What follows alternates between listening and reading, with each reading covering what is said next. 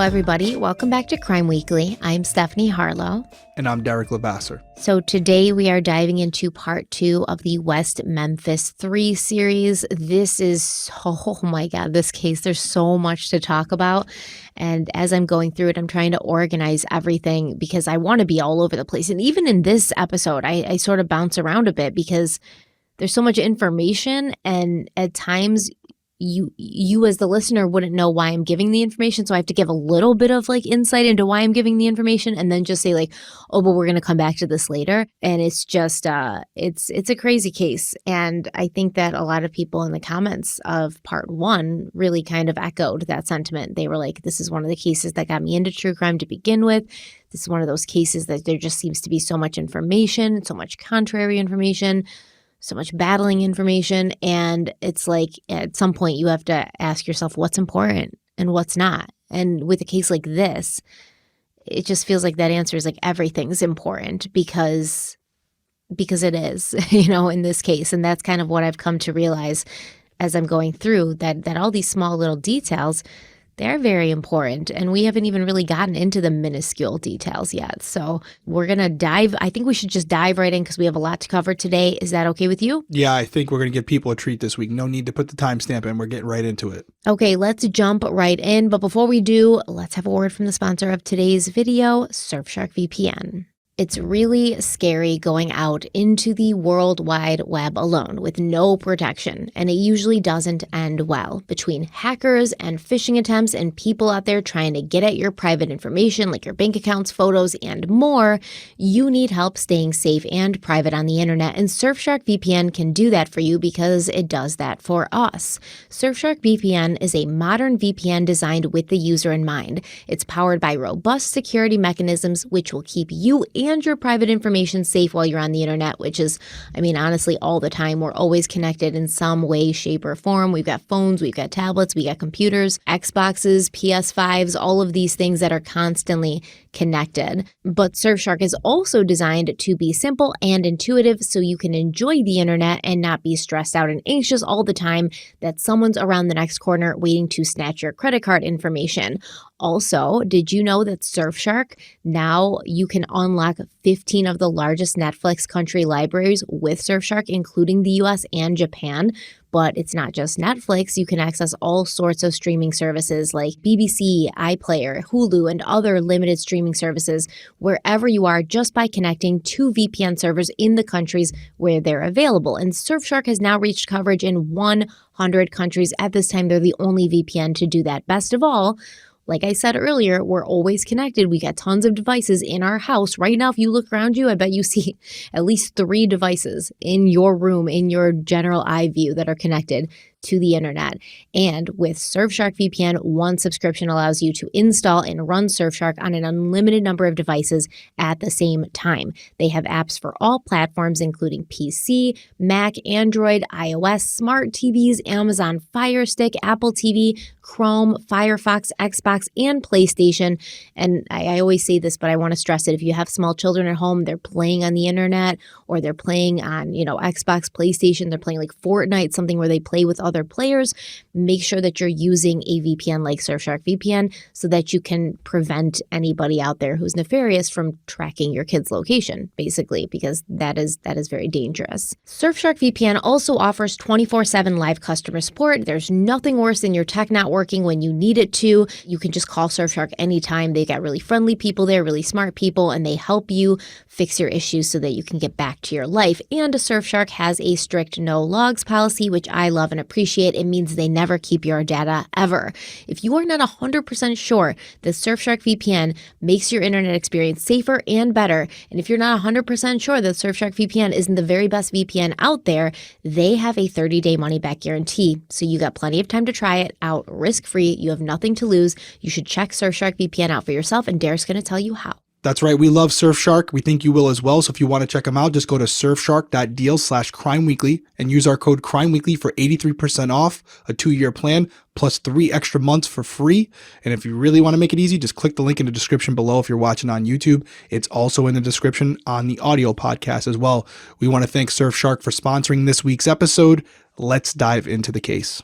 Okay, we're back and we're going to start off where we left off last episode, which was, these 3 8-year-old boys were missing, but they weren't missing for long. They were found, their bodies were found eventually in Robin Hood Hills, in an area of Robin Hood Hills called the Devil's Den, which was kind of like a more precarious area to get to. You have to cross this like pipe bridge, and a lot of the younger kids who were Stevie and Chris and Mike's age weren't necessarily usually crossing that pipe bridge. So it's an out-of-the-way area, very forested. And I mean, I think based on the way that these children's bodies were found, somebody was clearly trying to conceal them. They didn't want them to be found right away.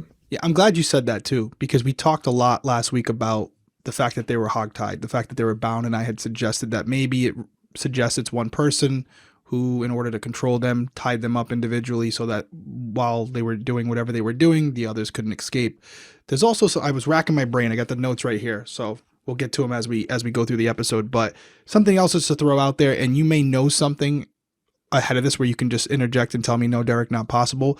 But another theory I wanted to throw out there was, what about the idea that they were killed and then they were tied up afterwards because for the sake of concealment, right? Like when you said that, it just reminded me of it, because if you're going to throw them in the water or whatever, you want to try to make them as small as possible. I'm trying to, again, be respectful how I say this, but also as dense as possible. They wouldn't be as buoyant as if they're laying outright. They're kind of extended. Mm-hmm. You tie them up and hope that they sink to the bottom.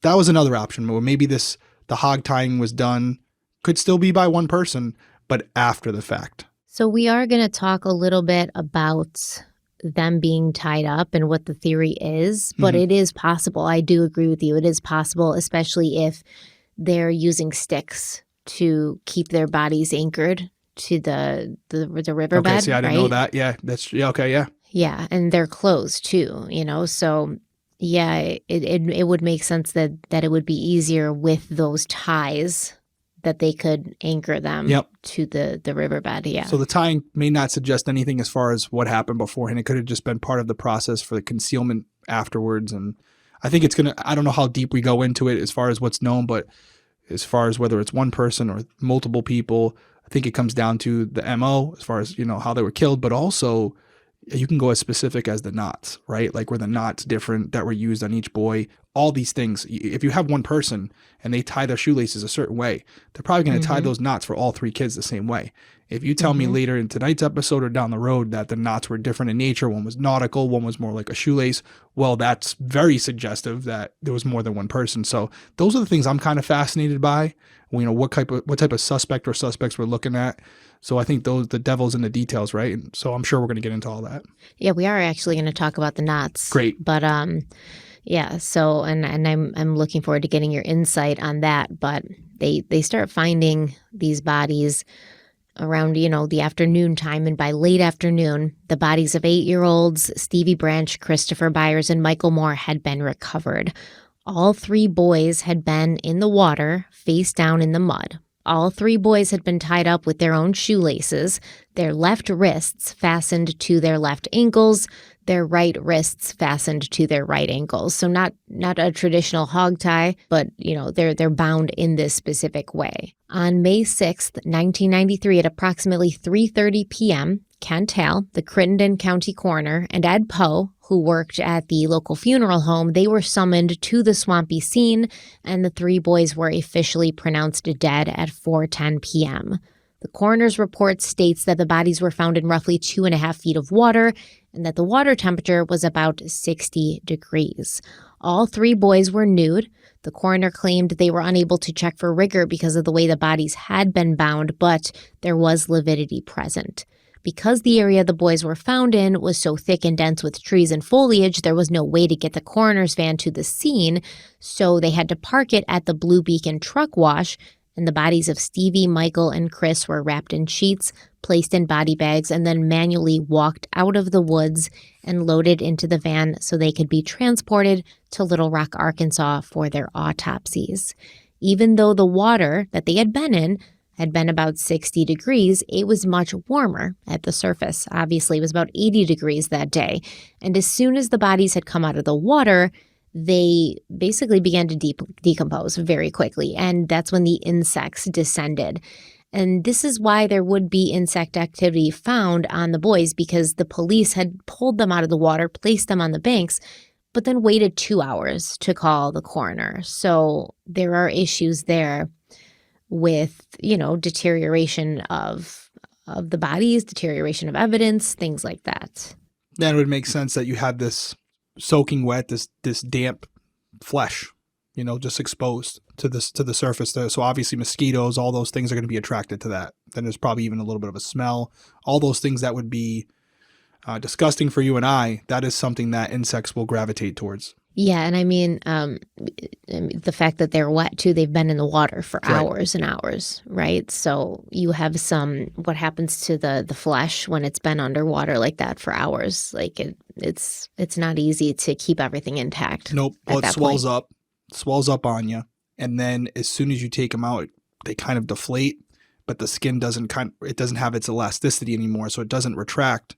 Or it doesn't go back to what it was before, and instead it kind of falls off the bone, off the muscles, because the person's deceased. There's no blood pumping through it, so I think most of you can picture where it goes. I don't think we need to go into too much detail. It's not a pretty sight. Well, the police also found the 2 missing bikes that belonged to Stevie Branch and Michael Moore. The bikes were also in the water about 50 feet away from where the bodies had been found. And these bikes were taken into custody by law enforcement, but not the way that you would want them to be. If you were trying to preserve evidence and the integrity of the crime scene. So the bikes were actually loaded up into the back of an animal control truck. They were not covered with tarps to protect any evidence that was on them or to prevent whatever was in that truck, from whether it be animal hair, animal waste, dirt, whatever. Nothing was put on them to preserve whatever was on them or to prevent anything that was in the environment around them from getting on them. And on top of that, it was reported that the bikes were not tested for DNA or fingerprints until a month later. And at that time, it was said that nothing was found on them. To me, this is a bad move. There's no way that those kids brought the bikes across that pipe bridge into the Devil's Den area. There's no way they did that themselves. So somebody else carried those bikes into that dense area of foliage past the pipe bridge. Somebody else did that. And this is also what makes me believe that there was more than one person, because I just don't understand why one person would do this to 3 boys and then keep going back and forth, like go get the bike and bring it over the pipe bridge and throw that in. It did seem like there was maybe more than one person involved, but somebody else did that. That means they touched the bikes. And yes, the bikes were underwater for, several hours overnight at least, but you still should have been able to get something off of them. And they didn't even attempt to do it at the time. And they didn't attempt to keep the bikes covered, sealed, protected, nothing like that, even though I think they were huge pieces of evidence. No, I agree with you. Obviously, very important to the case. You don't know until you process it what you have. And I think what you're saying as far as potentially you have a suspect or suspects touching it, I think is valid. It could be true. I guess with me, you've obviously researched it way more, this pipe bridge. And I know we had some photos in the episode. You're saying, even if being forced to do so, it's physically impossible for these children to have walked their bike across. Physically they can't do it. It has to be an adult. Can you paint the picture for me if we're listening on audio? Why can't they bring it? I know it's narrow, but if under a stressful situation, could they have been ordered or forced to do it? It's going to be tough for me to say anything is physically impossible. But yeah, I think if they had tried to do it, they would have slipped, or the bike would have fallen, or they would have fallen. And I just don't think that the perpetrator is going to take that chance. I think that whatever happened to the boys happened, and then this person or persons came back, got the bikes that were on the other side, the safer side of Robin Hood Hills, where the younger kids usually hung out, and brought those over the pipe bridge and then threw them in to hide them as well. I don't think that the boys did that, and there'd be no reason for them to do that. I don't think they went over there on their own. But is it physically impossible? I'll never say never, but I don't think that they would have both, because you got 2 bikes, I don't think they would have both made it across. It's a pipe, so it's not only narrow, but it's rounded, right? It's rounded. So yeah, I'm looking at it right now, but there's those pillars, like, or those beams on each side of it, right? They're beams. There's steel beams on either side, but still, you're not running a bike across there. Like, these are 8-year-old kids. They're not, like, super balanced or coordinated or... Now, I'm looking at a photo, and I'm sure you've seen it. I'm looking at a photo where you see multiple individuals on the pipe bridge. There's 2 bikes on the bridge laying flat. Those are our victims' bikes, correct? Yeah, I'm looking at the picture right now, and yes, the bikes are on the bridge, but they're like laying sideways on the bridge. Right. You know, they're not like being rolled across. So yeah, I don't know. I mean, I'm glad we're saying 100% we can't say it can't, because I wonder if they were being forced to go over this pipe bridge and they were too slow with the bikes, and that's why whoever was with them was like, nope, just leave them there. Keep going. Leave the bikes. Leave the bikes. You're not taking them. You don't need them. And maybe they dropped them right there, because it looks like if they're coming over the bridge, they got about 3/4 of the way. The bridge is pretty long. There's an aerial view you can see too. no, that's just where they put the bike when they pulled it out. That's not where they found the bike. They found the bike Okay. in the water. They found both bikes in the water, 50 feet from the bodies, in the water though. Yeah. In the water. They had to pull them out of the water. So that's probably where they laid them when they pulled them out of the water. So how do we even know that the bikes went across the bridge in the first place? Couldn't the offender have just taken them from the other side and just tossed them in the water? Yeah. But what I'm saying is the boys didn't go across with their bikes. Like, they weren't there in the Devil's Den area, and then someone came upon them. Oh, yeah. You know? No, I agree with that. I think, Yeah. I know I keep making the comparison, and even some other people in the comments were, this is Delphi. I mean, this is really Delphi. This is an offender who may have a familiarity with the area as well. This may help us cancel out the idea that this was some transient or some trucker who wasn't familiar, because this would be someone who encounters our victims on one side of the bridge, knows that by going over the other side, Devil's Den, it's a little bit more secluded, a little bit more protected, less likely for people to go over that way.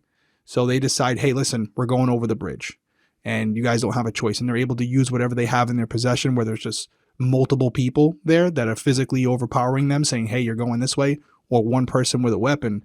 This might suggest that this person understood that where they originally encountered the victims wasn't the most ideal location. So they ordered them to go over the bridge deeper into the woods, because they knew what was on the other side, which again, kind of goes back towards the idea that this is someone from that community.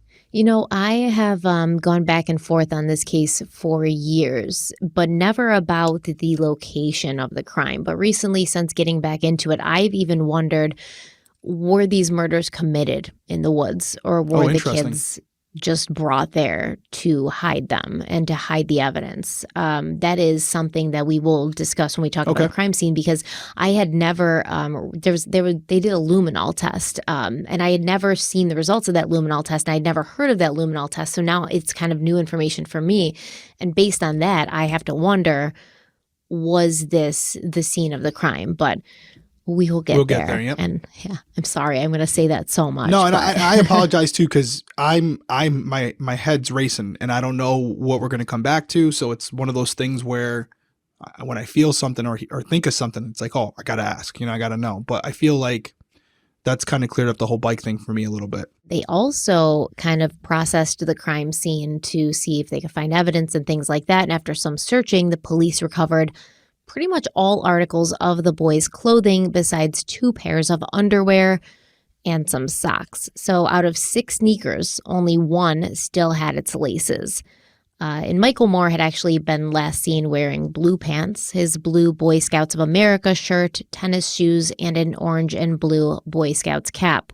His Boy Scouts shirt was found in the creek, pinned down with sticks, as were his Super Mario Brothers underwear. His cap was also found, as were his pants, but the pants were buckled and turned inside out. So this is something also that is very odd about this scene. And inside the pants was a wallet with a family picture. You remember the ones our parents used to force us to get dressed up for, and then like go to JCPenney's photo studio and pose for, and it was always stiff and awkward, but that was a picture that was in his wallet. Now, Stevie's white t-shirt and blue jeans were also found, as were Chris Byers' jeans and long-sleeved white shirt. Like I said, something the police found odd about the clothing was that It looked like all 3 pairs of pants were buckled and fastened, but also turned inside out.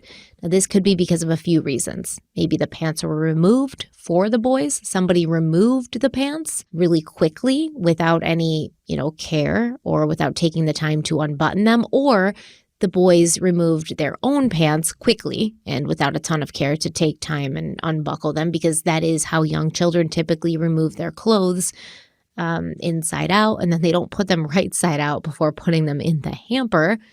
But we don't really know why the pants looked like that. Was it because the offender had ripped them off the boys, leaving them inside out, or was it because the offender told the boys to remove their clothes and they did it quickly like that? Either way, this clearly wasn't something that Stevie, Michael, and Chris decided to do on their own without being prompted to do. Yeah, I'm going to leave it at that because it's actually, I don't even want to go there. I'll get emotional over it, but I think these little boys were being forced in a sense, a rush. They were taking off their pants or, yeah, I'm good. I'm good on going too deep with that one. Exactly. They're 8. Like, it's very hard to understand the fear that they were experiencing at that point. So, and, some people believe that there was a few articles of clothing missing, like the socks and the 2 pair of underwears, because that meant the murders were committed at a different location, and then the bodies of the boys were simply brought to the isolated area of Robin Hood Hills to be hidden. And as we said at the top of the episode, without a doubt, someone wanted those boys' bodies hidden. Someone wanted to make sure they weren't found. Why else would they have put all the evidence underwater and then use sticks to make sure everything stayed under the water? The clothes, the bikes, the bodies, everything under the water. And it clearly was an effective tactic because no one who had gone through the woods the night before had found the boys. And, there was detailed law enforcement organized searches that following morning in the light of day, and they also missed the crime scene. Now, remember, it was Steve Jones, Crittenden County Assistant Juvenile Parole Officer, who had not given up when so many others had abandoned Robin Hood Hills to look elsewhere. He'd stayed, and he kept looking. And because of his perseverance, he spotted the floating tennis shoe that nobody else had seen, apparently. And this was the tennis shoe that indicated where the crime scene was. Now, many people wonder, how did Steve Jones see this tennis shoe when no one else saw it? How was Steve Jones able to crack the case when trained police officers and dozens of searchers had missed that tennis shoe? And it is speculated that maybe Steve Jones got some inside information, which led him to the exact spot where the bodies of Stevie, Michael, and Chris could be found. But like I said, we'll talk about that in more detail later. The thing is, Steve Jones was a parole officer, a juvenile parole officer. It seemed like he already had in his mind the person or people who had committed this crime. And I guess the theory is that these parole officers really just had an axe to grind with Damien Echols and his friends. And they were certain that Damien was like doing the satanic witchcraft and doing sacrifices and stuff. Like, they were absolutely certain of it. And so the theory goes that they committed this crime, Steve Jones and Jerry Driver and a bunch of other, I guess, I don't know if I would say a bunch of other, but it's some conspiracy. They committed this crime so that they could set up Damien Echols and his friends. And so when nobody found the bodies on their own, Steve Jones had to kind of like come in and move it along and be like, oh, I found something, and bring everyone to the crime scene. That is how the theory goes. And it may not seem like reliable or valid. And you might be like, why would a person do that? But, these people were crazy, man. When it came to like Satanism and witchcraft and thinking the devil was in West Memphis, they were bananas about it to a level I've never seen in real life before. So it's not like a beyond the realm of possibility. I'll just say that it's not. Yeah, I mean, I know where we stand as of today, as far as those individuals you just mentioned, and they're free right now, so can't avoid that for however many parts we're doing it. So it would be foolish for me not to acknowledge that there might be more to this story where some people had it out for them. You had mentioned last episode that they had said it was them before they had any evidence to connect them. So to think that there could be something here, of course, absolutely possible. I'd have to know more before I go out on a limb and say, yeah, I think there's definitely, that's what happened here.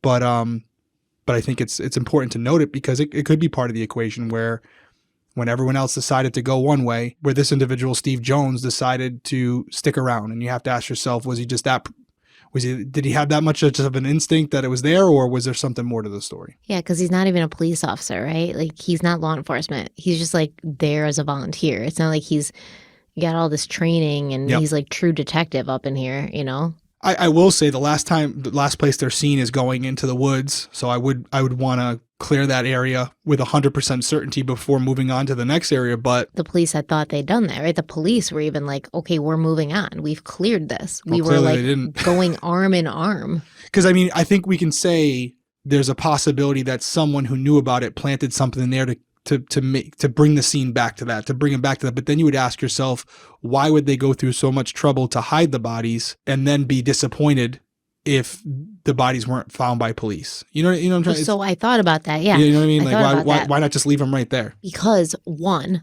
you don't want them found right away. Like, they didn't want them found the night they went missing. Right. Okay, that would defeat the whole purpose. And also, two, putting them in the water does, like we've said a million times, compromise any physical evidence that's on them. That is true, yep. You have like a two-pronged sort of, reason here. Like, you don't want these kids' bodies found the night that they go missing. You want there to be a big thing, and you want there to be a big search. Like, if you were trying to set someone up, that's what you would want. And you wouldn't technically want them to be found that night, because then maybe the police go right to the suspects that night and they find out they have an alibi.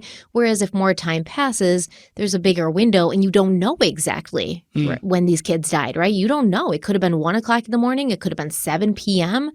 You don't know. But the longer that they're gone, the longer you can't find them, the bigger that window of potential time that the crime could have happened is. And that gives you a lot more wiggle room if you're trying to like frame someone, because now they've got to account for their time, that whole window, not just, from 6 to 7 p.m. Yeah, I buy it. Definitely in the realm of possibility. Can't say it isn't. All right, let's take a quick break and we'll be right back. My life can get a little hectic sometimes, a lot hectic. I'm going to be honest. My life can be a lot hectic. I have a lot going on. There's never a dull moment and there's never a spare moment. But thankfully, Daily Harvest does more so I can do less. So let me tell you a little bit about Daily Harvest. They will deliver right to your door delicious harvest bowls, soups, flatbreads, snacks, smoothies, lattes, and more, all built on organic fruits and vegetables. And I do have to be honest here. Daily Harvest has saved my life these past couple of months, not only for me, because I've been using the Daily Harvest smoothies for years and I love them. They're so easy. They taste delicious and it's just easy because it's already prepared and it's in your freezer. And then you can just like throw in, almond milk or orange juice, some protein powder, collagen powder, whatever you need, but everything else is already ready and prepped, which saves me so much time. And I also love that Daily Harvest works directly with farmers to source the best ingredients, and those ingredients are frozen at peak ripeness to lock in the flavor and the nutrients, which you can tell it. They taste really fresh, and they never use artificial preservatives or ingredients. But Daily Harvest has saved my life this past couple of months because my 6-year-old Bella just has stopped eating meat. Like, she stopped eating really anything. She just doesn't want to eat lately. And I've been worried about like her health and nutrition. So every day I've been making her a Daily Harvest smoothie, and then I put in some protein powder and stuff so that I know she's at least getting some protein, and I put in like little vitamin D drops so that I know she's getting some sort of nutrition and being protected from the elements out there. And it's just, they're so good. She loves them. So whether you're a kid or an adult, you're going to love them because they taste good. And with nourishing and easy to prep options, I never have to think twice about what to eat for my next meal, snack, or dessert. Everything stays fresh in my freezer until I'm ready to enjoy it. And that also helps me reduce food waste. I love their smoothies, but listen, Daily Harvest has a bunch of stuff. They've got this amazing artichoke and spinach flatbread. Their flatbreads are so good. They've got really, really good soups like tomato and zucchini minestrone, really hearty and amazing. So it's good for, something quick like a smoothie or a snack, but also like a good weeknight meal if you just want to eat something healthy and filling without feeling like you've eaten too much and you've overdone it. And Daily Harvest is committed to human and planetary health, which means they do their absolute best to ensure transparency and integrity when it comes to their ingredients and the humans who grow them. By supporting farmers who invest in practices that increase biodiversity and improve the health of our soil, and by delivering food in recyclable and compostable packaging whenever possible, Daily Harvest does the work.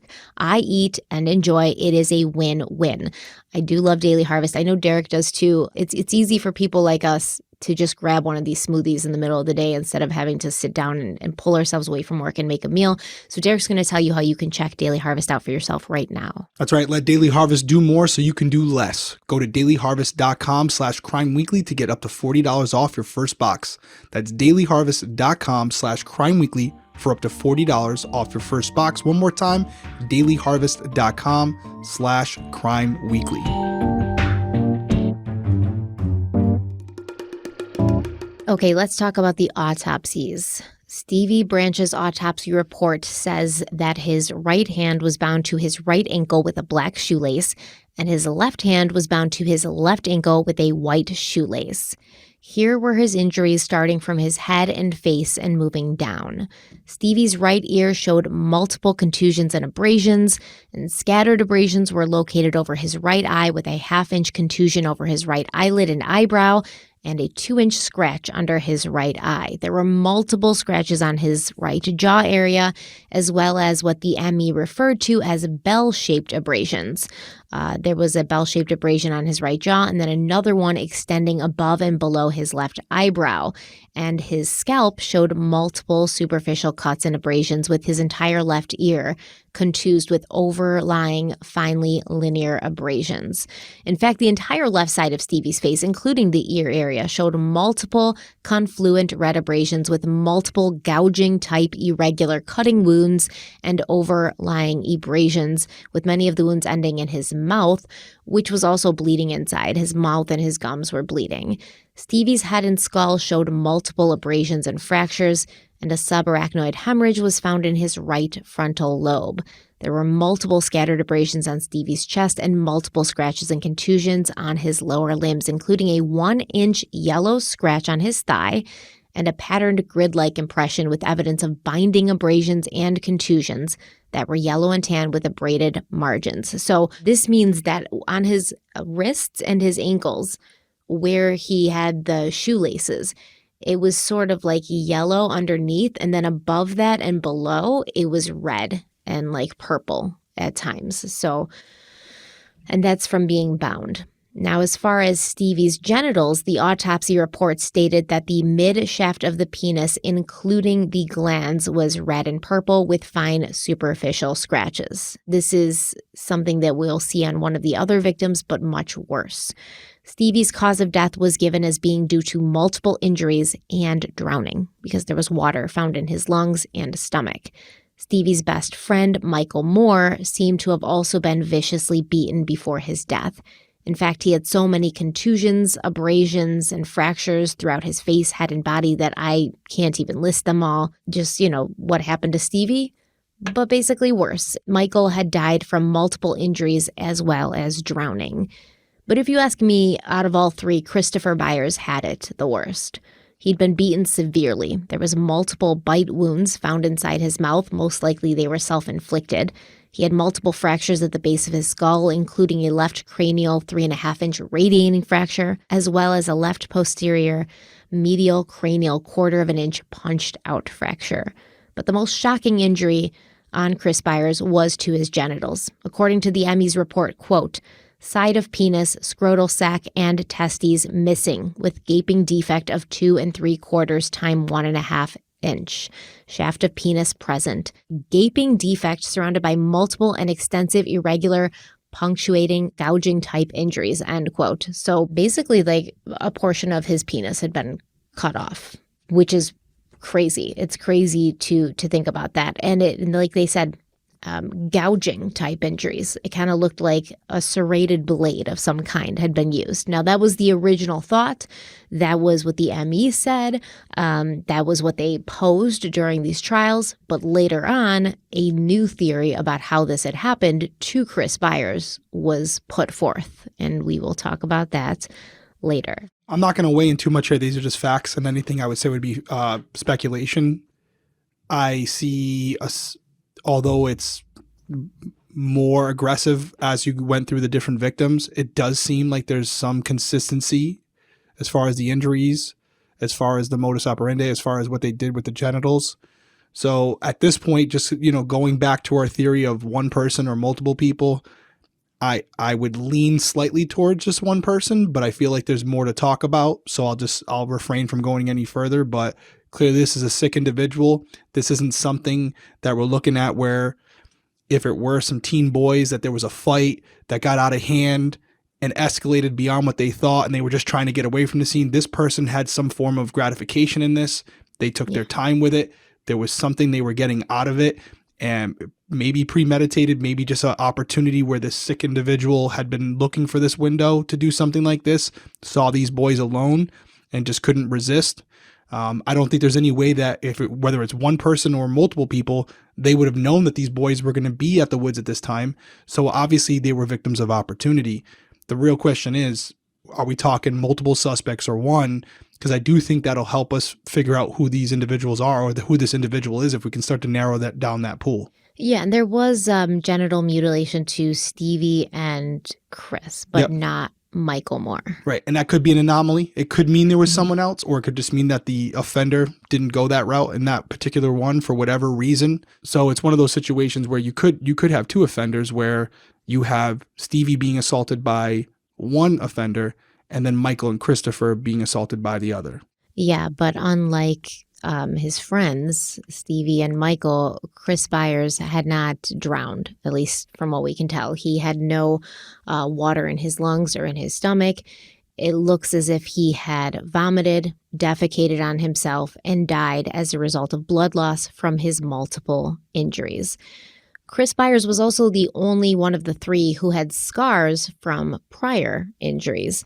And when Stevie and Michael had wounds on their hands, they both had wounds on their hands that are consistent with defensive wounds. Christopher did not.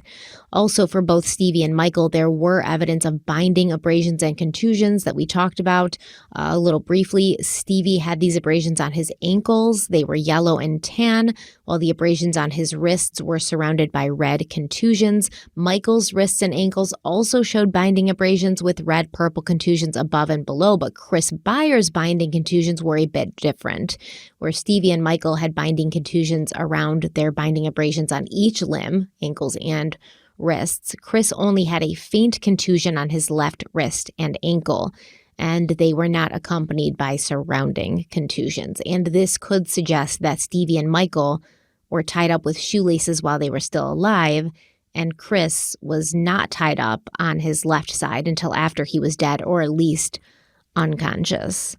What do you think about that? There's a lot there. I mean, I had talked about the idea that they were tied up beforehand, before being assaulted. The fact that even two of them have defensive wounds contradicts that more than likely they were tied up after. It sounds to me on the surface like they were badly beaten. If there's only one person there, I still think there would have to have been some form of restraint to carry that out. There's no gunshot wounds. There might be some signs of a knife being used, but they were beaten to death. So, beaten close to death because, as you mentioned... And then put in the water alive. Yeah, put in the water, but barely alive.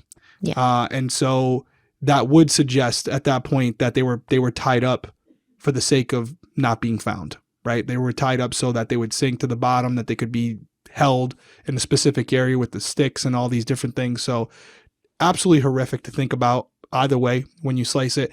I can kind of see where you're going with this. I don't know these specifics, but it sounds to me like you're laying out a theory, at least, that's probably prevalent within this community, that maybe Chris had more of a connection to the offender or offenders, and that's why whatever happened to him happened differently. And also you had mentioned something about previous injuries, which could suggest that that Chris may have known this offender and this wasn't the first time he was assaulted by them. So I see where you're going with it, and I'm looking forward to exploring it. So, yeah, I mean, I wouldn't say it's a prevalent theory in the community. There's so many theories, but I think we can both agree that with Chris Byers, it seemed to be different. And as we were talking just now, something kind of like came to me and I started jotting it down. What if this is what happened? What if, because some people say Chris had it worse because he was targeted, that the people were there, the people or person were there for Chris Byers, and Michael and Stevie just happened to be in the wrong place, wrong time, and they were collateral damage. But what if that's not the case? And what if this just was an offender who was taking, the opportunity that he had, a crime of opportunity? He stumbles upon these three little boys. He happens to be a sick pervert, pedophile, and he wants to make the most out of his time. What if Chris was beaten first? So what if Stevie and Michael were tied up, and that's why they have these abrasions and these contusions, and Chris Byers was the first one to get basically beaten and attacked, and that's why he had these terrible, horrible injuries, because the person had all this energy, and while Stevie and Michael are over there waiting, Chris Byers is getting, basically he's getting beat to death. And then by the time the person's done with Chris, he's not going anywhere. So he barely, has to tie him up. And as the person or persons moves on to Michael and Stevie, Chris Byers, he bleeds out from his injuries. And that's why he has no water in his lungs, because by the time those three boys went in, Chris, being the first victim, had already passed away. And so therefore, when he goes in the water, he's not alive. Whereas the other two, who were the second and third victims, were still, holding on or hanging on to life when they went in the water. I think it's possible. Let me throw one more at you, okay? Because we talked about the fact that the two victims other than Chris had defensive wounds. So what if instead of Chris being first, he was last? And that is why the offender was able to go slower and take more time with him. So Chris is last. He beats him severely, or whoever, they beat him severely because he's the last one. The two other victims are being tied up after there's some defense there. They're tied up. They're put to the side. The offender no longer needs to rush because the two other people who could flee the area are taken care of. He takes his time with Christopher. And then when he's finished with Christopher, he goes back to the first two, puts them in the water. And by the time he gets back to Christopher, who's still on the, in the woods, he expires from his injuries before you even place him in the water. I think both scenarios are possible. I think the only thing that makes me lean towards the idea that maybe Chris was last was the fact that maybe there's a point where all three of them are not bound. And that's why you have defensive wounds on the first two, because they're fighting back. By the time he gets to Chris, maybe he knocks Chris out with the first shot. Something. There's so many. You and I can sit here. I don't think so, because remember, he's got all these bite marks inside of his mouth. And it feels like that's something that happens when you're aware and conscious and you're being beat. Yeah. No, I mean, I think both scenarios have some validity to them where they could be true, but I was leaning towards him being last. And that's why the offender took his time with him. It could be deeper than that. It could be because he knew them. But the fact that he didn't have any defensive wounds may suggest that he was last. He could have been bound up as well. Before the first two were assaulted, and that's why there's no defensive wounds. And then he was able to take his time with him because the other two were rendered unconscious, near death already by the time he went to Christopher. No matter which way you slice it, it's just, this is horrific. This might be the worst case that we've discussed since we started Crime Weekly, as far as the details and the picture that I'm getting. It's really, really difficult because there's really no sugarcoating it. What happened to these three little boys? I will say one thing from a outside perspective, and this may bother some people, I don't really care. I am someone who is not super in depth in the true crime community. That might offend some people because I see some comments where how don't you know about all these cases? I was working my own cases that you guys don't know about, the more obscure cases. I wasn't working these cases. So I, in my free time, wasn't researching or studying these more high profile cases because they had nothing to do with me. But I can tell you, I've obviously heard of this case.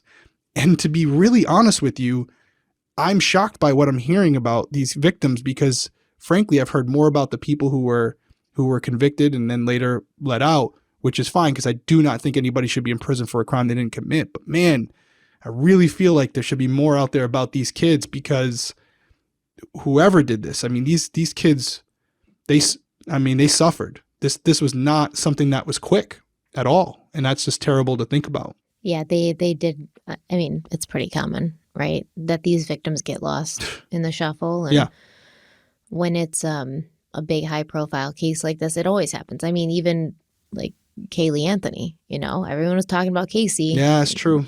Not that anybody forgot about Kaylee, but I mean, no one was really talking about her, remembering her. Yeah. Yeah. At least I mean, with Kaylee, I feel, and I'm on the outside looking in, I'm not the sample that you should be taking from the true crime community, because I'm not someone who listens to these podcasts or YouTube channels a lot. So maybe I'm just misinformed, but what I'm hearing about these little boys, maybe there's a reason. Maybe there's a reason people aren't covering it this in depth, but I think it's important. We're covering it for a specific reason.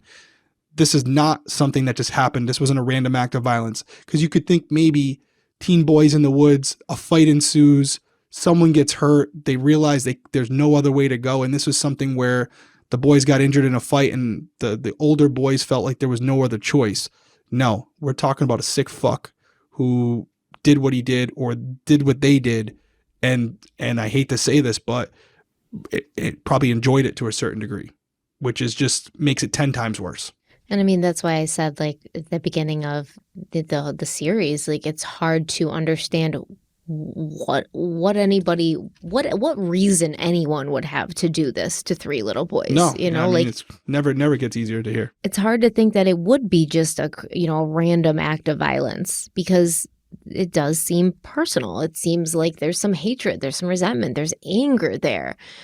So on one hand, you're like, oh yeah, it could just be a random person who came across them and they're a sick individual. But like, you have to be really completely a psychopath or have an axe to grind with these kids to have that anger. And then, basically they were tortured. Like they were beaten to death. Yeah. Like you said, and you just don't understand how that could happen. Yep. And why. And in we're not talking in the middle of the night. I mean, this happens relatively when people are still up and they're in the woods. This person or these people had to have some type of knowledge or familiarity with that area to know they could go back there. And then I'm even asking myself more questions. Like, I know they're in the woods and I know I haven't been there, so maybe it's just not understanding the geography of it. But 3 boys, whether there's one offender or multiple offenders, maybe out of fear they don't, but you would think there'd be some screaming, some yelling. I don't know if they were gagged. It doesn't appear that they were gagged. So even if they didn't want to voluntarily, just from the sheer pain of this, I guess if they were far enough away from any type of community, from any type of civilization, you wouldn't hear it, even if they did.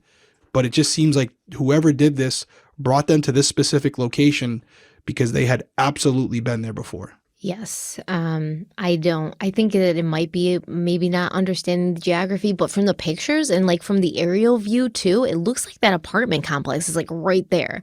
So and it's May, so people are going to have their windows open, right? Like you would think you would hear something, and nobody reported hearing anything. You get the trucker stop on the opposite side, right? I mean, just nothing. So I don't know, but it seems like someone felt comfortable that they had time to do what they did to tie them up. They clearly weren't tying themselves up behind their backs. No. So someone had to do that. And it was either one person or multiple people. I don't believe they tied up each other. I don't think that's the case. So, yeah, this is a head scratcher for sure. And it doesn't get any easier. And that's why I go back and forth. Like, okay, they had water in their lungs. Yep. So then did the crime take place there? But like you said, you'd think they'd be yelling and somebody would hear. So were they just brought there when they were on like the brink of death or unconscious, and that's when they were put in the water? Like, is neither of those things true? It's very hard to understand, especially, we've talked about this before. Outside crime scenes are almost impossible to process, with the elements and animals and wildlife, and it's gonna rain and it's dirt. It's not like hard surfaces like a floor where you can see blood is soaking into the ground, things like that. It just makes it very difficult to even have an understanding of what happened. I personally, my gut tells me it was there. Common sense tells you that they were last seen going into the area where they were eventually found. The offender or offenders would have to take them out of there and bring them back. But nothing's impossible. That's based on eyewitness testimony that like most people don't even believe to be like legitimate. It was from the mom though, right? The mom saw them driving towards that area. So what? Driving down the road in that direction, but they could have just cut over left and gone down another road behind the apartments. Like, we don't know that they were going to the woods. Yeah, no, I hear you. We don't see them going in the woods. You would think if this wasn't premeditated in the sense that these offenders knew they were going to be there, which there's no way they could have, they must have been down that way as well. So I would think if they encounter their offenders, even if it's on the outskirts of the woods, most likely they continued into the woods where they wouldn't be seen or heard, as opposed to going somewhere else. I'll also say the transportation of these 3 young boys, if it didn't happen there, good luck with that. I mean, I guess if you have a vehicle or something like that, but now you got to transport the bikes as well, because as you mentioned, the bikes are found in the other side of the bridge. So they have to bring the bikes with them as well. It just seems like it would be a lot harder to carry that out than just, finding them on the edge of the woods or finding them in the woods and just carrying out whatever they did right at that location, but deeper in there where they wouldn't be seen or heard. Or grabbing them at any point and bringing them into the woods. Yeah. Yeah. Had to be in that vicinity. And that makes me wonder who would be in that area at that time? Other kids, truckers, things like that. But again, if it's a trucker, and even though they might know the location and they're passing through there, they don't know Devil's Den. I don't think they wouldn't know that unless they're from the area. Well, Devil's Den was right behind the Blue Beacon truck wash. So they would. All they'd have, let's say like I said, they have to pee. They're waiting for the truck to be washed. They walk a little bit into the woods. If they're coming through there all the time, maybe they're looking for a quiet place to have a cigarette. How far is Devil's Den away from the back? So the back of this lot, because you know better than me, the back of this lot, wherever this trucker stop is, how far are we talking ballpark from Devil's Den, where the bodies were found, to because if I've done it, sorry guys, pull over on the side of the highway or whatever where you have to pee, and I might go in 5 feet, 10 feet at that. And for a couple of reasons, I don't want to get bit by anything. I don't want to trip and fall and not come up, snakes, all that stuff. I'm going right to the rear, just to the edge where you can't see me anymore. And that's it. So how far would you, I know it's a guesstimate, I'm putting you on the spot here, but how far are we talking? Because if I'm going in to just pee and it's behind at a truck stop, which probably has a bathroom, I'm not going too far into the woods. There's really no reason for it if you're just peeing. So I wonder if it's even more than 50 feet away. I don't think you would know down there is a spot you could go and carry out something like this. I think it would be someone who had been to that area drinking, camping, fishing, something to say, I've been here numerous times, and you very rarely encounter other people. This would be a spot where if I wanted to get away and not be found for a little bit, this is where I would go. Yeah, maybe. I don't know. I feel like I have to go there. Like I have to go there and walk through these woods. Is it like a woods where like you be going camping? Or is it like a woods where it's like a little slice of kind of like trees and then on either side there's civilization? Like how immense is it? I need to see that for myself. But we're going to talk about the shoelaces and the bindings because there was an odd way that they were tied. First of all, as we talked about, like both of these boys, I think it was only Michael Moore who was tied with 2 black shoelaces, and Chris and Stevie had 1 black shoelace, 1 white shoelace. So once again, they're not even being tied with their own shoelaces. It's kind of just like all the shoelaces are getting removed from the shoes and then used basically however they need to be, except for that 1 shoe that didn't have the shoelaces removed. So then it's also like, well, what happened there? Where did that extra shoelace come from? Or was Michael Moore, who was tied up with 2 black shoelaces, was that the same shoelace cut in half and used to tie him up? Because, you've got 1 extra shoe that still has the shoelaces in it. So you're missing a binding there. But besides that, Michael Moore's left wrist and left ankle were tied using a square knot. His right wrist was tied with 3 half hitches, which is a different kind of knot. And his right ankle was tied using 4 half hitches. Now, Stevie's left wrist was tied with 3 half hitches. His left ankle was tied with 3 half hitches and 2 loops around the leg, while his right wrist was tied using a half hitch with a figure 8, and his right ankle was tied with 3 half hitches and then an extra loop around his leg.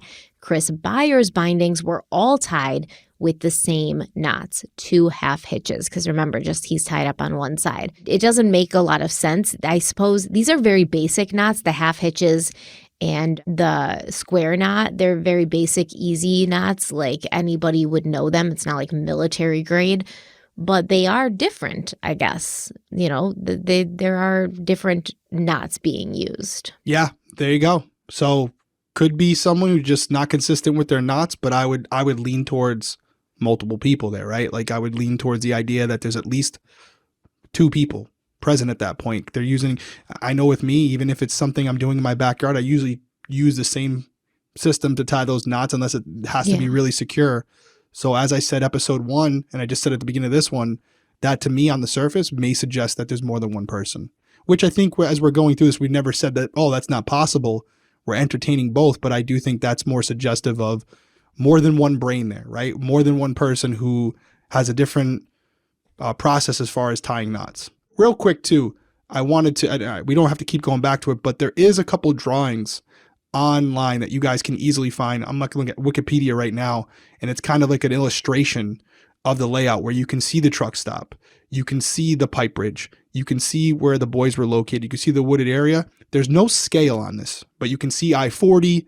I can tell you whether you're driving down I-40 or you're at the truck stop, it's a little ways off. It's a little ways off. And it's to the point where I think where the bikes were found or where they were dropped is even further away. So how would this random person who may just pass by here once or twice a week on their route know about this? Yeah, it could be dumb luck. They could be in there, see the boys, and just follow because they heard them inside there, just follow them down there and go, ooh, what's going on over here? And maybe the boys brought the offender to the area by him hearing them or them hearing them. But that would be suggestive, probably one person, a trucker, a single person, where now we're talking about the idea that there's multiple people, which to me would kind of suggest that maybe it wasn't just a trucker driving by at the normal truck stop. It's more likely someone or a group of people who are familiar with that area who've been down there drinking before, whatever, partying before. So take a look at the map. It's a pretty good illustration. Like I said, not the scale, but it gives you a pretty good idea. You can see where the 3 boys were found, and it's a ways off from the truck stop and from the road. So when the bodies were found and there was no longer a mystery about what happened to the missing children, lead detective Gary Gitchell emerged from the woods to address the large group of citizens who had gathered at the edge of the police blockade. And if you watch the Paradise Lost documentary, one of the most impactful scenes is when the parents are told what the police have found deep in the woods. Terry Hobbs is the first notified. He is Stevie's stepfather, and he crumples to the ground. He begins to cry. Stevie's mother, Pam Hobbs, she also begins sobbing hysterically, and then she evidently faints. Gary Gitchell was also supporting a visibly distressed John Mark Byers, who was quickly talking to a reporter right after he's notified that, about what they found in the woods. And he told the reporter that he had just been out looking in those same woods. He said he'd been within 15 feet of where the boys had been found, and he hadn't seen them. John Mark Byers did give some information to the reporters that he shouldn't have, though. He told them about some specific injuries on the boys that the police had, kind of confided in him. But to lead detective Gary Gitchell's credit, he personally kept very quiet on the details when he spoke to reporters. Later that evening, however, the Memphis Commercial Appeal used their newsroom scanner to listen in on the Arkansas State Police broadcast, and they got some details from there, and those details made it to the front page the next morning. But the Commercial Appeal hadn't gotten everything right, and it reported inaccurate details that would only fan the flames of the small-town gossip network that had already been going strong before the boys were even located. The paper said that all 3 boys had been sexually mutilated, and when other reporters asked Gary Gitchell to comment on this fact, he refused to, which also sort of fanned the flames. But he did confirm that all 3 boys had been bound hand to foot. Maybe Gary Gitchell was mad that the Arkansas State Police had let sensitive information slip on their scanner, or maybe it was a pride thing. But within hours of the boys being found, the governor of Arkansas was offering the West Memphis Police Department the help of the state police, who obviously had more manpower and resources, and Gitchell said no. Now, is this like a John Benet Ramsey situation where the police, the local police there were like, we can handle this ourselves, even though they couldn't? That may be, but it also is possible that the pre-existing tensions between the state police and the West Memphis and the local police made a working relationship between the two difficult, because just 4 months before these horrendous murders, the state police had been investigating officers from the West Memphis police, as well as the Crittenden County Sheriff's Office. And in May of 1993, when these 3 boys went missing and were found murdered, that investigation was still ongoing. So we're going to take a quick break, and I'm going to come back and tell you about that. I'm a big believer that cats should be seen and not smelled. I mean, is there anything worse than walking into a house and being hit with, the smell of a litter box? I would say no, and that's why I think anybody who has a cat should use Pretty Litter, because it's got best-in-class superior odor control, and that's just one reason to love it. But here are some others. First of all, Pretty Litter has crystals in their litter, and they change colors to indicate early signs of potential illness in your cats, like urinary tract infections, kidney issues, and more. And nothing beats Pretty Litter's odor control. Like I said, it is ultra absorbent. It instantly traps odor. It's lightweight, dust-free, and works for up to a month without clumping. That means, no more wasting litter, and also no dust flying all over whatever room you have your litter box in. Plus, Pretty Litter ships free to your door in a small, lightweight bag. You'll never run out, and you won't have a massive container of litter taking up space, and you won't have to lug a big, bulky container from the store to your car to your house, whatever. So honestly, I love the fact that Pretty Litter has these color-changing crystals, because if you're anything like me, your pets are family, and the sooner you can detect signs of illness, the sooner you can get it treated and make sure that they stay with you for as long as possible, and they stay healthy and happy too. But I do know my mom has cats, and she loves Pretty Litter specifically because of the lack of dust flying all over the place. That is a big thing for her. And I will say that since she started using Pretty Litter, I can't even tell that she has any cats in the house, which is a plus for me because I really don't like the smell of a cat litter box. So we love Pretty Litter here. Derek's going to tell you how you can check it out for yourself and get a great deal right now. That's right. You don't want people coming into your home and being hit with a nose full of cat stink. So get Pretty Litter today. Go to prettylitter.com/crimeweekly to save 20% on your first order. That's prettylitter.com/crimeweekly to save 20% on your first order. One more time, prettylitter.com/crimeweekly.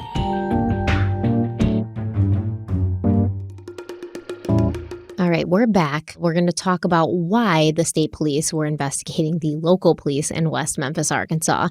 And it all kind of started on January 15th, 1993. This was, like I said, just 5 months before these 3 boys went missing and were murdered. A deputy, Clark White, who was an undercover member of the Crittenden County Drug Task Force, was found dead in his home from an apparent overdose.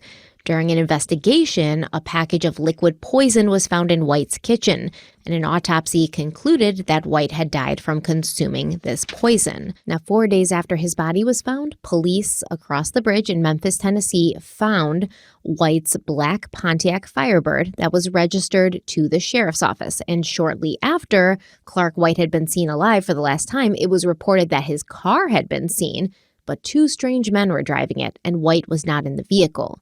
Now, these 2 suspects were quickly detained, and they told police that Deputy White had been selling and pawning various items in order to fuel his drug habit, including his own service revolver, as well as evidence seized in drug arrests and various other guns. And he'd also offered his car to a drug dealer as collateral for $300 worth of crack. So obviously, he got taken out by these drug dealers, and state police officers began to look through Deputy White's files after his death, and they found out that he hadn't been the only narcotics officer who'd been corrupt. They found that guns, which had been seized during drug arrests, were missing from evidence, and money, as well as drugs that had been seized, also appeared to be missing. And according to the book Devil's Knot, quote, during the 10 weeks immediately preceding the triple murder in May, 14 employees of the County Drug Task Force, including 4 detectives from the West Memphis Police Department, were questioned by state police. Several officers, including 3 from the West Memphis Police Department, admitted to having taken guns from the evidence locker. One deputy told investigators that it had become common practice for members of the Drug Task Force to help themselves to guns that were reported to the courts as having been destroyed, end quote.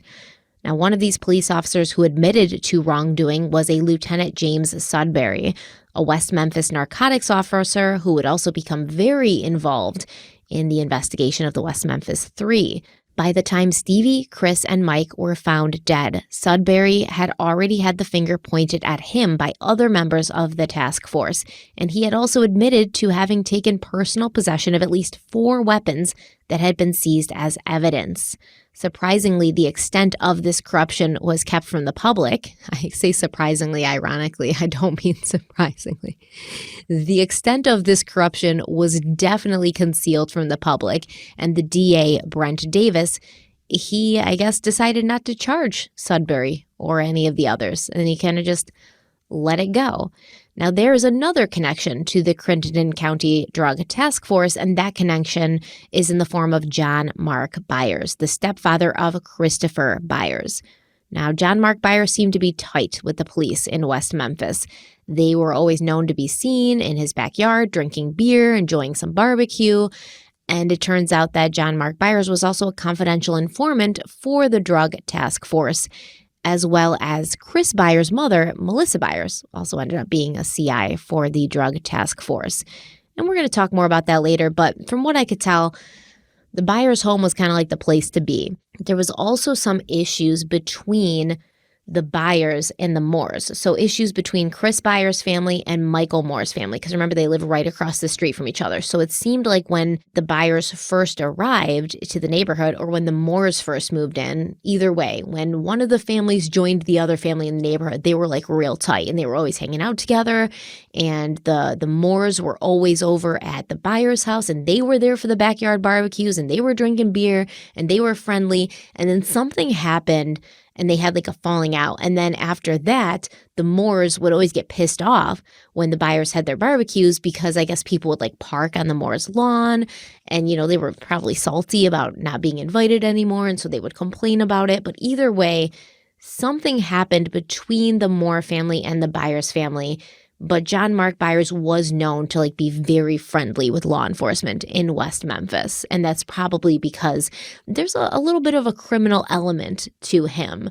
And I guess he gravitated towards like the CI position, but as a result, he kind of became tight with a lot of these police officers. And you can see it in the pictures where Gary Gitchell is like comforting John Mark Byers. Like, they look friendly. They look like they know each other well, and like these are two men that are comfortable with each other. Yeah, that happens. Especially narcotics. I think we've talked about this before, where we have confidential informants that work for us, and you develop a rapport with them, like a genuine relationship, because you're with them for a lot of hours, sometimes in a car for multiple days trying to carry out a buy. So you do become friends to a certain degree. I don't know if I would ever cover for them on something, because it was more of like they're doing something for me. It was more transactional, the relationship. I wasn't having beers with them, but that's just me speaking personally.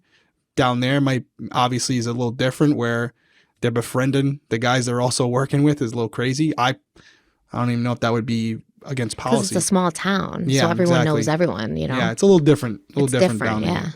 Yeah.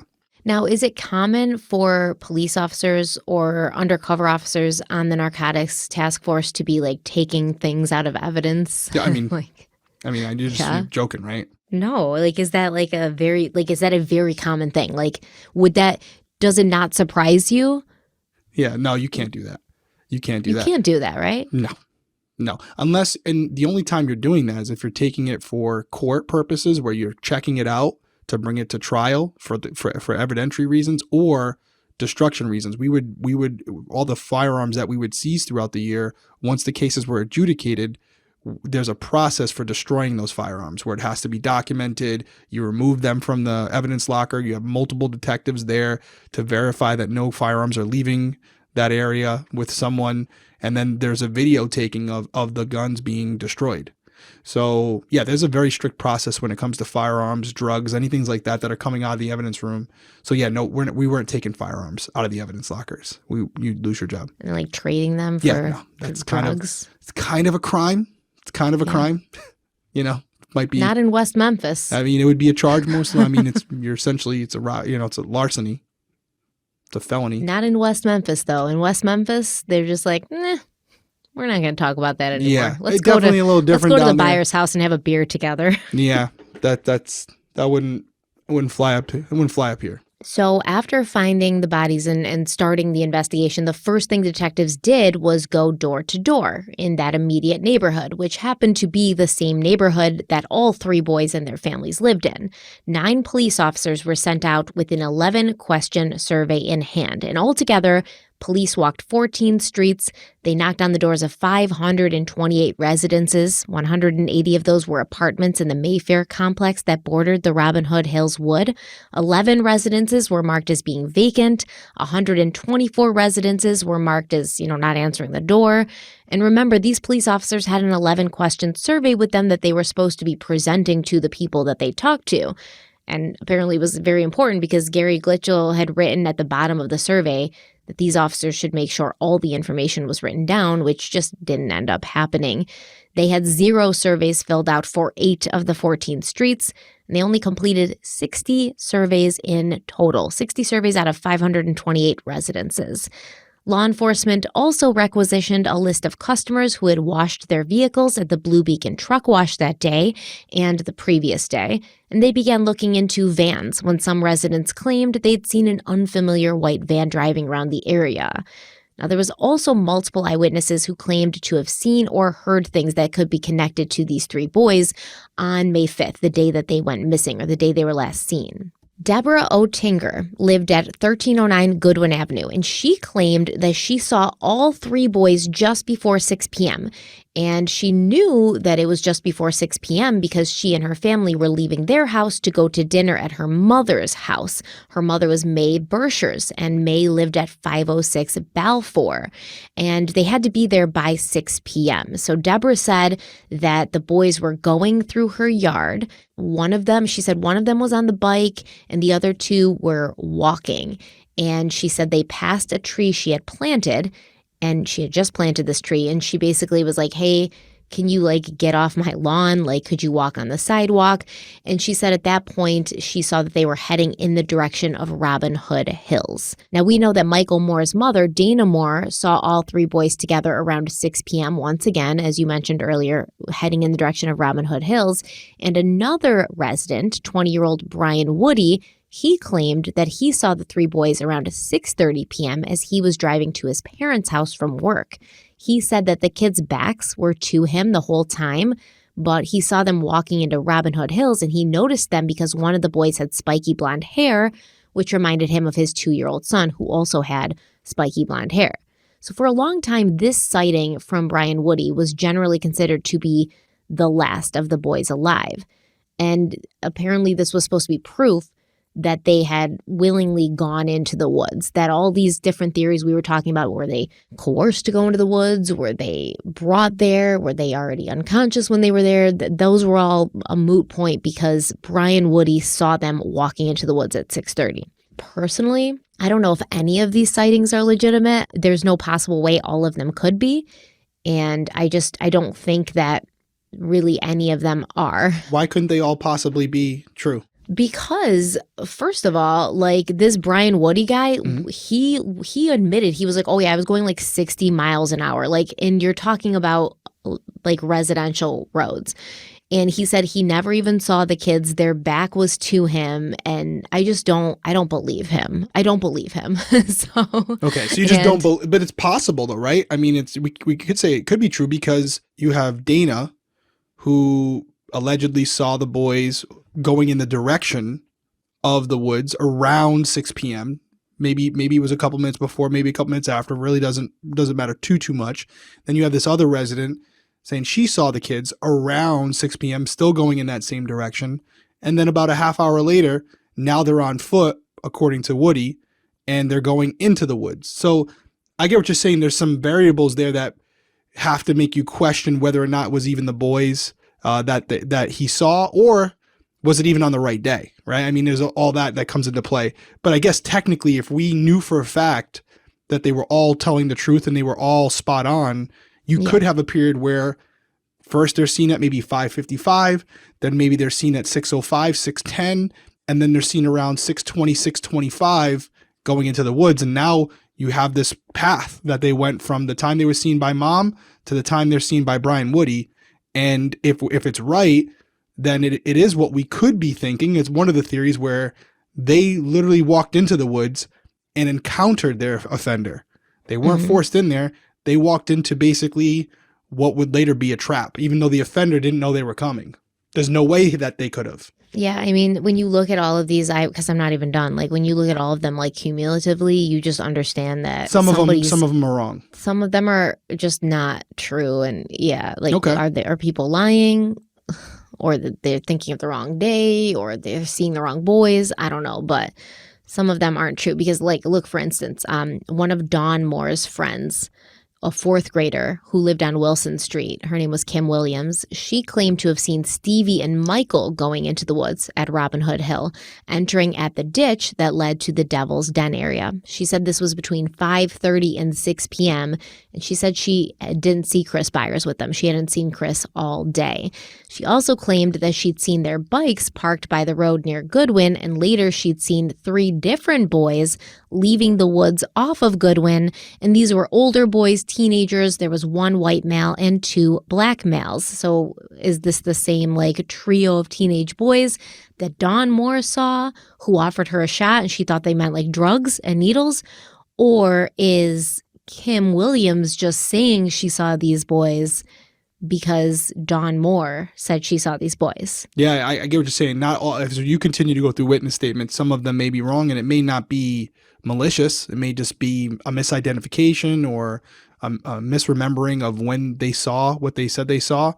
So I get what you're saying. The first 3, maybe. I still think I'm leaning. I don't know where you're leaning, but I am leaning towards the idea that they walked down to the woods. It doesn't sound like any of these witnesses, and I should let you finish, but it doesn't sound like any of these witnesses are going to say or have said, you know, I saw the boys and they were actually with an adult, or they were with some other boys. It wasn't just the 3 of them. There were multiple people. Yeah, we're gonna have eyewitnesses who say that. Okay, yes. Okay, good. So I'm gonna shut up and let you get to it then.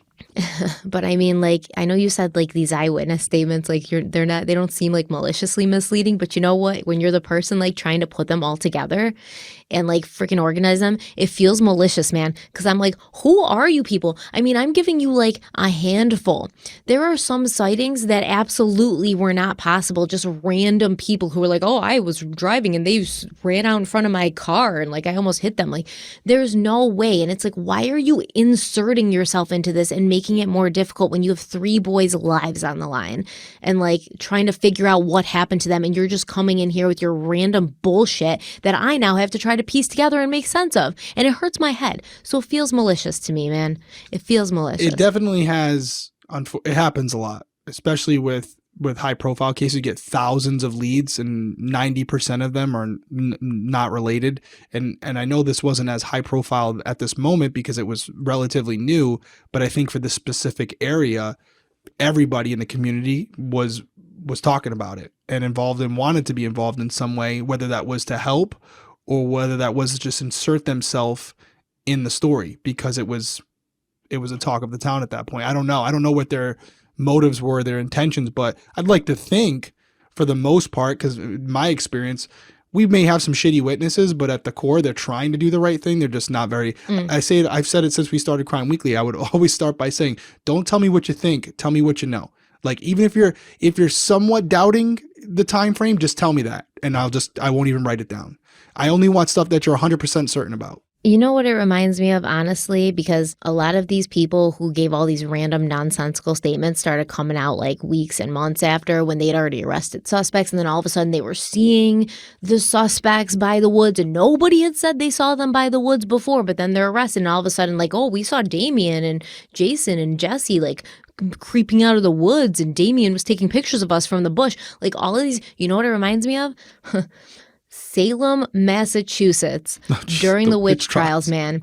One girl comes out and she's like, this freaking bitch haunted me and sent the devil after me. And then her friend comes out and she's like, yeah, she sent the devil and haunted me too. And she made me sign the devil's book. And every time another girl pops up like, oh yeah, oh, Goody Miller did that to me too. And it's like everybody's got a freaking story all of a sudden, but none of y'all had a story before. The first girl had a story, and then you all saw she was getting attention and you were like, I want attention too. And like, look at me, I'm insert. This is exactly West Memphis, Arkansas is Salem, Massachusetts in just a different time. And everybody had to jump on the bandwagon and everybody had to see something. And then all of a sudden everybody had a story about Damien setting a spell on them, and he had like a witches gathering in the woods, and they went to they were peering in through the leaves at this witches gathering, and they were naked and jumping around the fire. It's bananas.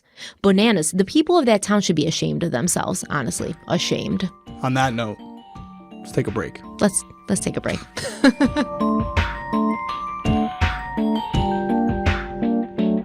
Your bedroom deserves a refresh, and now is the perfect time to elevate the most important room in your home with Thuma. Introducing the Bed by Thuma. Handcrafted from eco-friendly, high-quality, upcycled wood, the bed has a modern, minimalist design that helps elevate any space.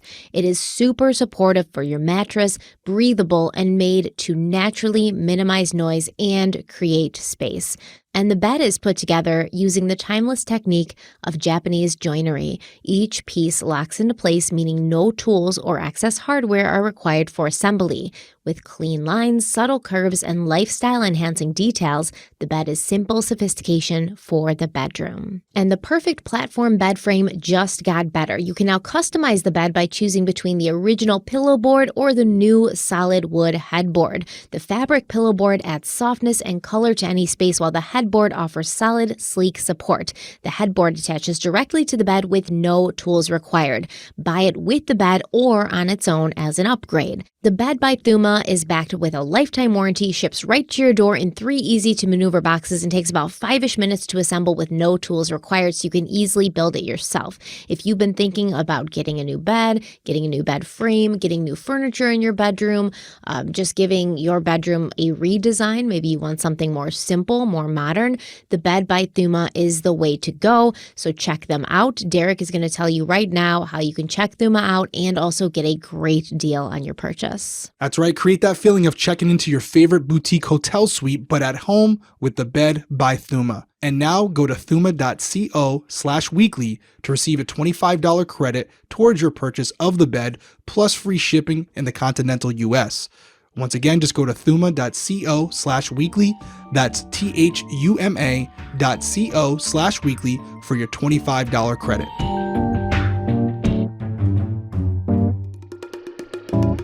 Okay, we're back. I just want to say one more thing about Kim Williams, who was Dawn Moore's friend. She saw those 3 teenage boys leaving the woods, allegedly, and then she said later she witnessed those same 3 boys entering one of the 4 houses located to the south of Goodwin on the west side of the street. So did the police ever go and knock on this door and find out if these 3 boys lived there? Doesn't look like it.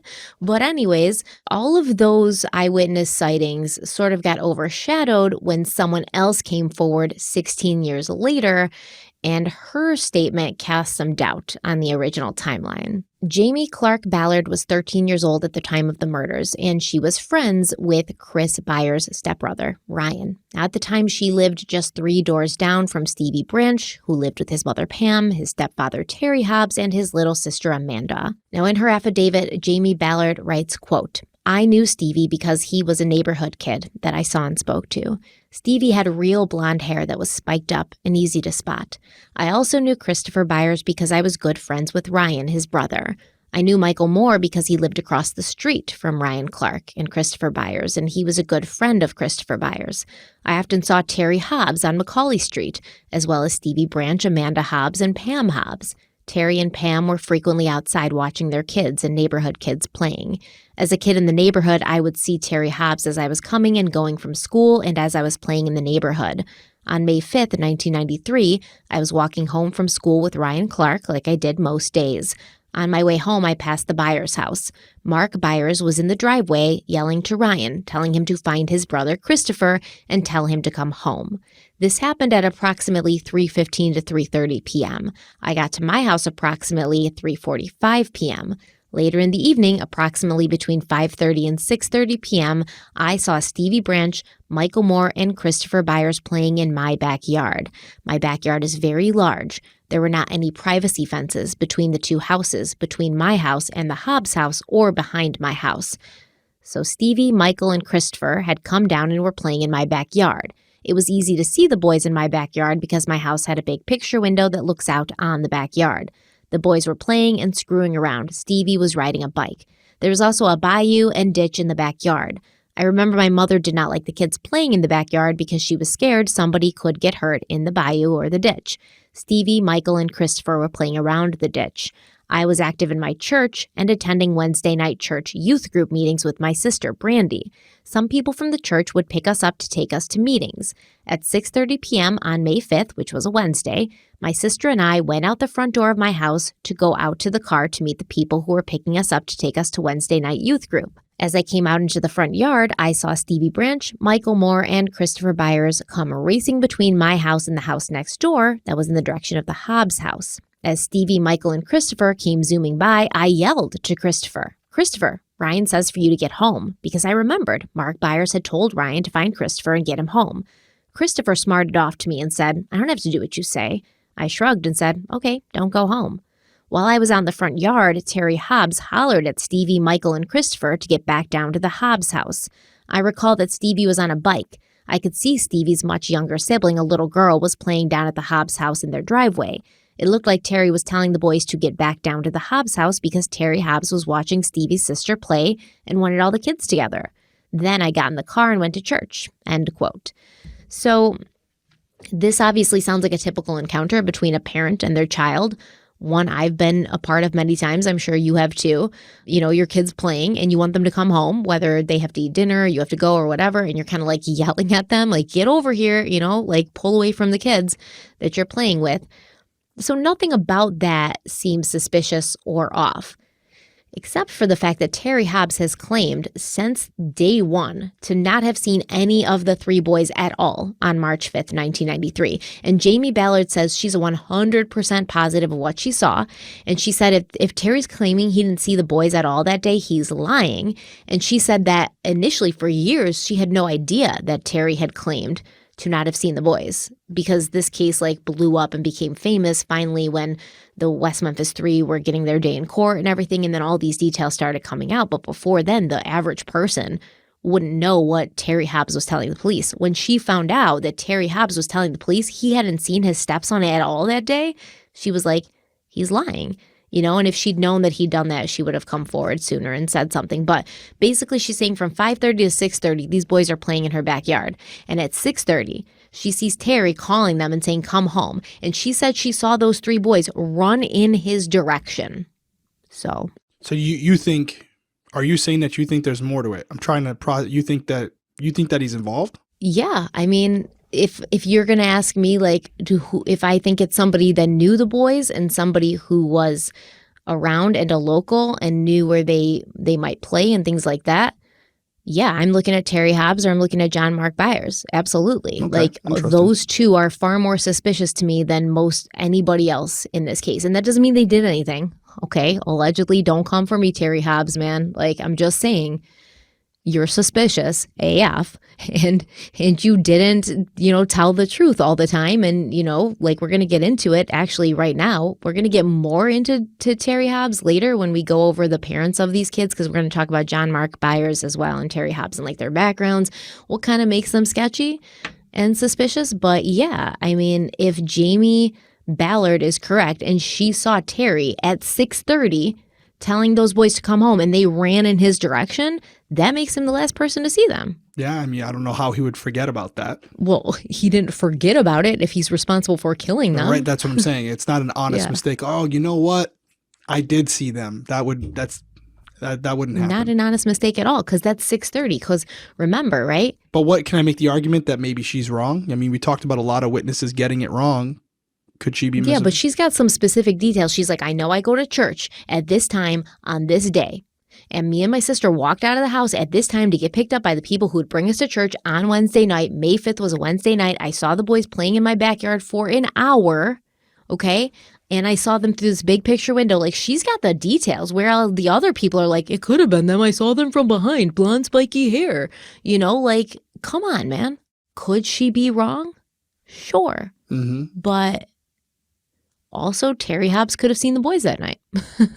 Yeah, I mean, if he did, he's got some questions to answer. I mean, that's to say the least. So remember that Terry Hobbs, he had dropped his wife, Pam Hobbs, off to work at the Catfish Island restaurant at 5 p.m. and he didn't pick her up again until 9 p.m. So there's like 4 hours. What was he doing in that 4 hours? He had promised Pam that he would keep looking for Stevie, right? But according to the testimony of David Jacoby, who's one of Terry's friends, Terry wasn't really looking for Stevie that much right off the bat. David Jacoby said that Terry was at his house by 5:30 p.m. And at that point, David lived with his wife, Bobby, and his 2 young children at 506 North 17th Street. And he also worked with Terry at the Memphis Ice Cream Company. David said he believes that on May 5th, before Terry stopped over, he saw Terry's stepson, Stevie Branch, on a bike riding past his house, and there were 2 other boys with him. So and one of the boys was on a bike and one of the boys was on a skateboard. That's what David Jacoby said. And it's worth noting that the street Dana Moore saw the 3 boys riding on around 6 p.m. was North 17th Street. And that is where David Jacoby lived. So David Jacoby said that Terry came to his house with little Amanda around like 5:30. And while Amanda played with toys, he and Terry played guitars for about an hour. And during that time, Terry said nothing about Stevie being missing. And he said nothing about the fact that he's supposed to be looking for him. And David claims that he did ask where Stevie was while they were playing guitars. And Terry answered that Stevie was riding his bike. After an hour of guitars, putting that right around like the 6:15, 6:30 time, Terry abruptly stood up and said he had to go find Stevie because Stevie needed to be home before dark. So he told David Jacoby that he was going to, go home and see if Stevie was there. And David Jacoby said that he's like 90% sure that Terry left Amanda with him while he did that. So David said that Terry was gone for a while. And when he came back, it was dark and he still hadn't found Stevie. So David offered to go out and help him look. David Jacoby said, quote, Terry and I drove around the neighborhood for approximately 10 to 15 minutes looking for Stevie. We drove near some apartments. We did not stop at any houses or talk to anyone at this point. Terry then dropped me off at my house and said he was going to check a few other places for Stevie. I believe Terry again left alone with Amanda staying at my house. After a while, Terry drove back to my house. I again went with Terry to ride around and look for Stevie. We drove 2 more times nearly the same route we had before. I remember that again we went by the apartment complex and saw some kids playing. Terry told the kids that he was looking for a little blonde-headed boy. A little black girl told Terry that she'd seen them, and there were some boys riding their bikes near the woods near the apartments, which was the Robin Hood Hills Woods. Terry again took me home and dropped me off because it was getting dark, and I was going to change clothes and get flashlights to search further. I do not know where Terry went, but I expected him to come back and get me. I believe he took Amanda with him. I changed clothes, but Terry never showed back up. End quote. Now, Terry Hobbs would speak to the police more than once about his movements that night, and he would reiterate that he had not seen his stepson or Stevie's 2 friends, but he also gave multiple different stories for his whereabouts that evening. And the strange proclivities of Terry Hobbs and the reported tension in his relationship with his stepson Stevie, those things would come out later, even to the point where Terry's own wife, Stevie's mother, was like, I think he's responsible for what happened to my son and my son's friends. And we're going to talk about those details and more about Terry Hobbs as well as John Mark Byers in the coming episodes. Okay, now obviously because you're going so in depth into it, there's a lot you laid out here, and I think on the surface, I know my wheels are turning, but again, we're going off a lot of statements, and you have to look at those statements through a filter as well, right? People have biases, people have certain opinions, they may see things a certain way, and then there's also, as we just talked about at length with other witnesses, sometimes they're malicious in nature, sometimes they're wrong, they're just making a mistake, and it's no intention at all to mislead the law enforcement, they're just inaccurate. I feel like because you're going so in depth with it, there are a lot of people out there that do believe Terry Hobbs is responsible for these boys, their murder. Is that fair to say? Yes. Okay. And I can see why. Just from what you're laying out here, I can see why someone would think that this is something where, if you're taking everything at face value, right, without giving any exculpatory evidence, any alibi, anything like that, where maybe Terry, if he was sitting right here next to us, he would feel he would have some answers for some of this, or he would have an explanation. I don't know, but he might have a rebuttal or two. I would assume he would. Do you know if law enforcement ever considered him a person of interest or a suspect? I think so. They interviewed him again years later about this David Jacoby statement. I mean, this is a statement David Jacoby gave to the police. And yeah, I definitely think they considered him. Okay. Do you think that maybe this played into, I'm sure there's a lot more to it, but the eventual exoneration of the 3 individuals who were let out of prison after being charged with it? Like, things like this raises the level of reasonable doubt, where it's like, hey, yeah, they had some things that maybe didn't look good for them at the time, but you also have these other suspects or these other persons of interest who could equally be responsible for these boys' deaths. Yes, I do think that, because there was some hairs found on these bindings, and one of the hairs happened to be consistent with Terry Hobbs, his hair. And once again, that's not saying that he did it, that Terry Hobbs is responsible for these deaths. The hair could have come from Terry Hobbs, or it could have come from somebody else who just had consistent hair, or the hair could have been picked up by any of these boys at any point while being in Terry's home. We know that all 3 boys were in the Hobbs home that day, right? That's right. Before they went missing. So that could be a reasonable explanation, but it was enough reasonable doubt to help exonerate the West Memphis 3, yes. Okay. All right. Just the fact that Terry Hobbs was Stevie's stepfather. And I know people don't like to consider these things, because I know there's a lot of great step-parents out there. And there's a lot of people who are parenting children who are not related to them by blood, and they love them just as much as they love their own children. But the facts are the facts, and the statistics say that when a child is living in a home with an unrelated adult, their chances of being, victims of violence raise by 50%. Okay, so those are the starting statistics. And 2 of these boys had non-related adults living in their home. Michael Moore was the only child who had both his parents in the home with him, both of his biological parents. Stevie had Terry Hobbs as a stepfather, and Christopher Byers had John Mark Byers as a stepfather. And let me tell you that neither one of these men are somebody I would want to have as my stepfather. So right off the bat, I think we have an elevated risk of abuse and violence towards these children simply from having these stepfathers, and because of the people that these stepfathers were. I'm not even going to dispute what you said. I don't know the statistics, to be honest with you. I was raised by my stepfather. I call him dad. I grew up in a pretty good situation, but I know I could be in the minority on that one. So that's all I'll say about that. But I will say, in general, when you have something this tragic, at least from law enforcement perspective, when you have something this tragic, you obviously have to investigate the people closest to the children. That's a no-brainer. That's law enforcement 101. You always want to look at relatives, friends, people who would have access to them and wouldn't necessarily raise any flags if they were alone with them.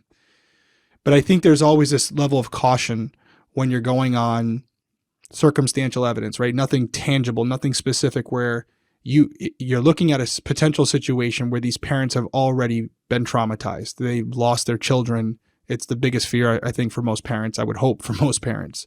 So although you have to do it, it's your job. I feel like law enforcement, even if they were really deeply looking at Terry, or anybody else for that matter, that's not something that we may necessarily know about on the surface.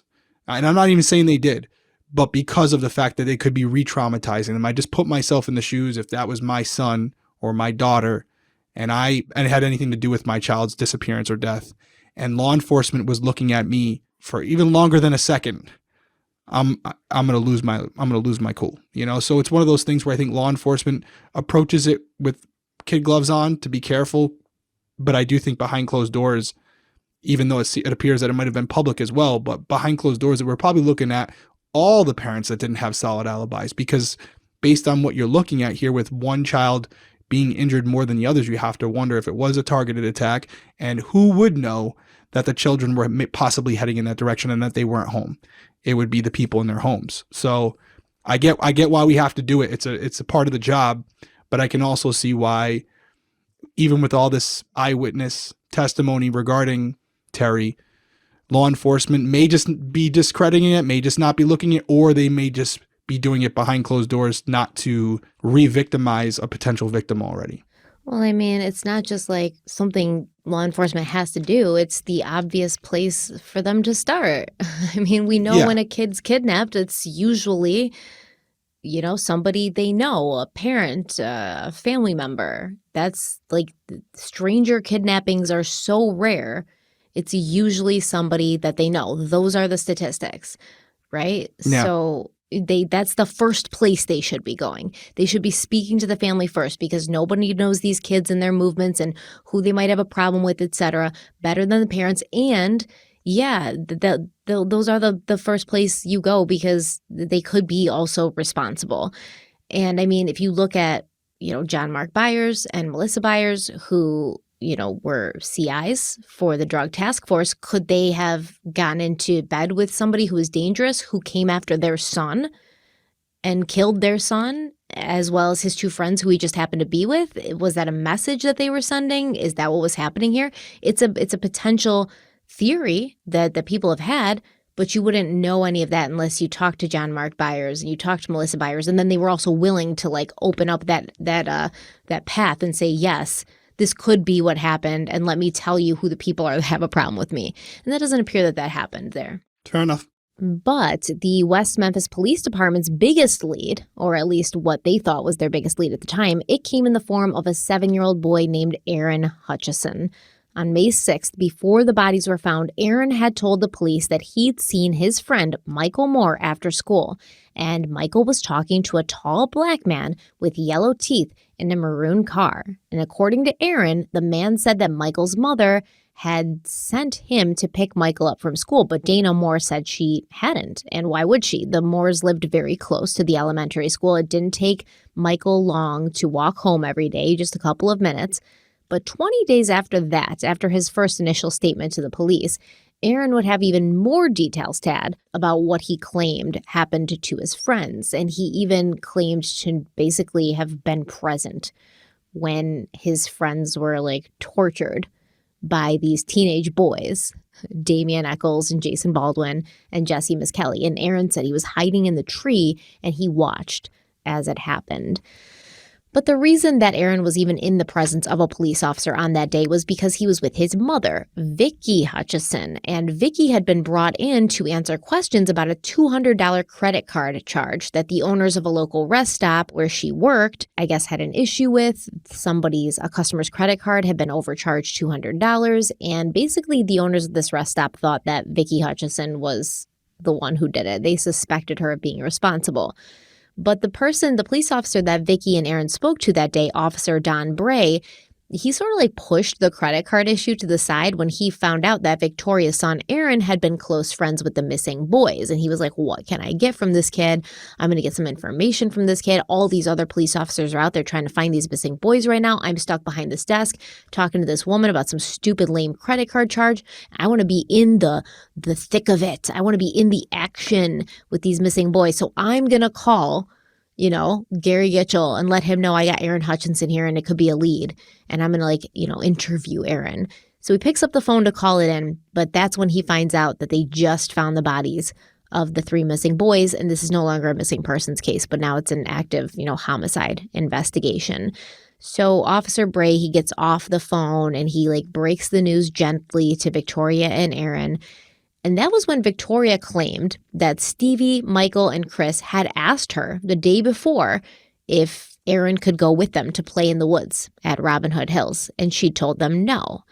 Now, a week after this, Bray interviewed Victoria and Aaron again, and by this time, the rumor that the murders of the 3 boys was cult-related had already permeated the police department. And so Officer Bray asked Victoria if she had any knowledge of cult activities in West Memphis, or if she knew about these devil-worshipping groups practicing in the area. And of course, Victoria had plenty of information, and she would actually go undercover for the police. And she would claim that Damian and Jesse Miskelly Jr. had brought her to an SBAT, which is a gathering of witches.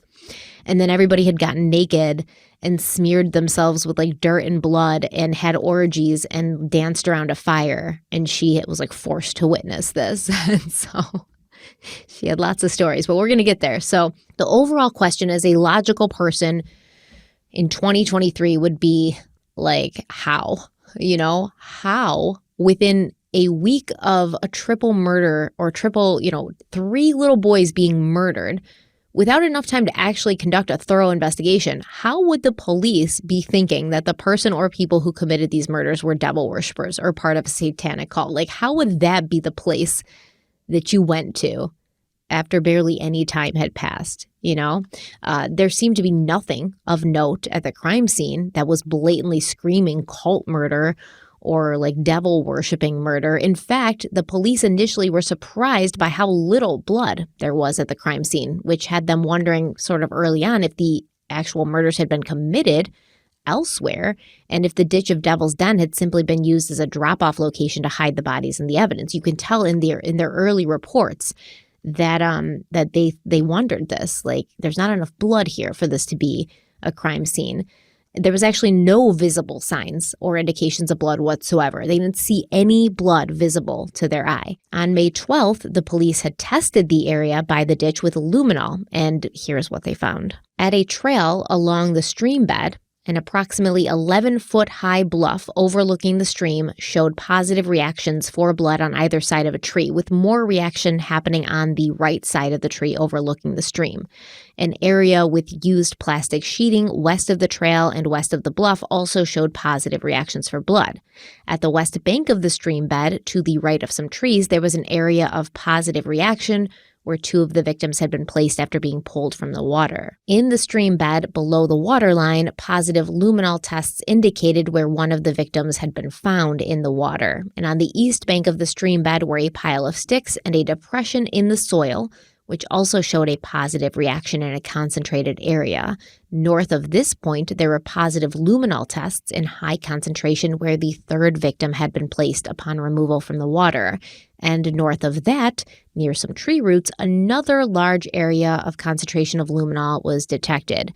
Trace amounts of positive luminol reaction were noted on the slope west of the area where two of the victims had been placed, and they concluded at the end of all of that, looking at this map of positive luminol reactions, they concluded that the traces of presumed blood along the trail and at the bluff, so that 11-foot high bluff, and one of the slopes, this appeared to be transfer blood left by the rescue and recovery teams.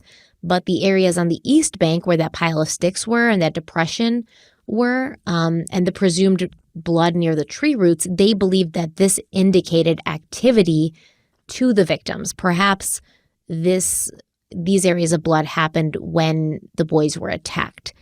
So at the end of the day, looking at those luminol reactions, like what stood out at the scene to these police officers as cult related? I don't know. Yeah, I mean, on the surface, nothing about this particular crime scene screams to me that there was some satanic type ritual going on where you would expect to see something happening in that area that would suggest there was something occurring before or after these homicides.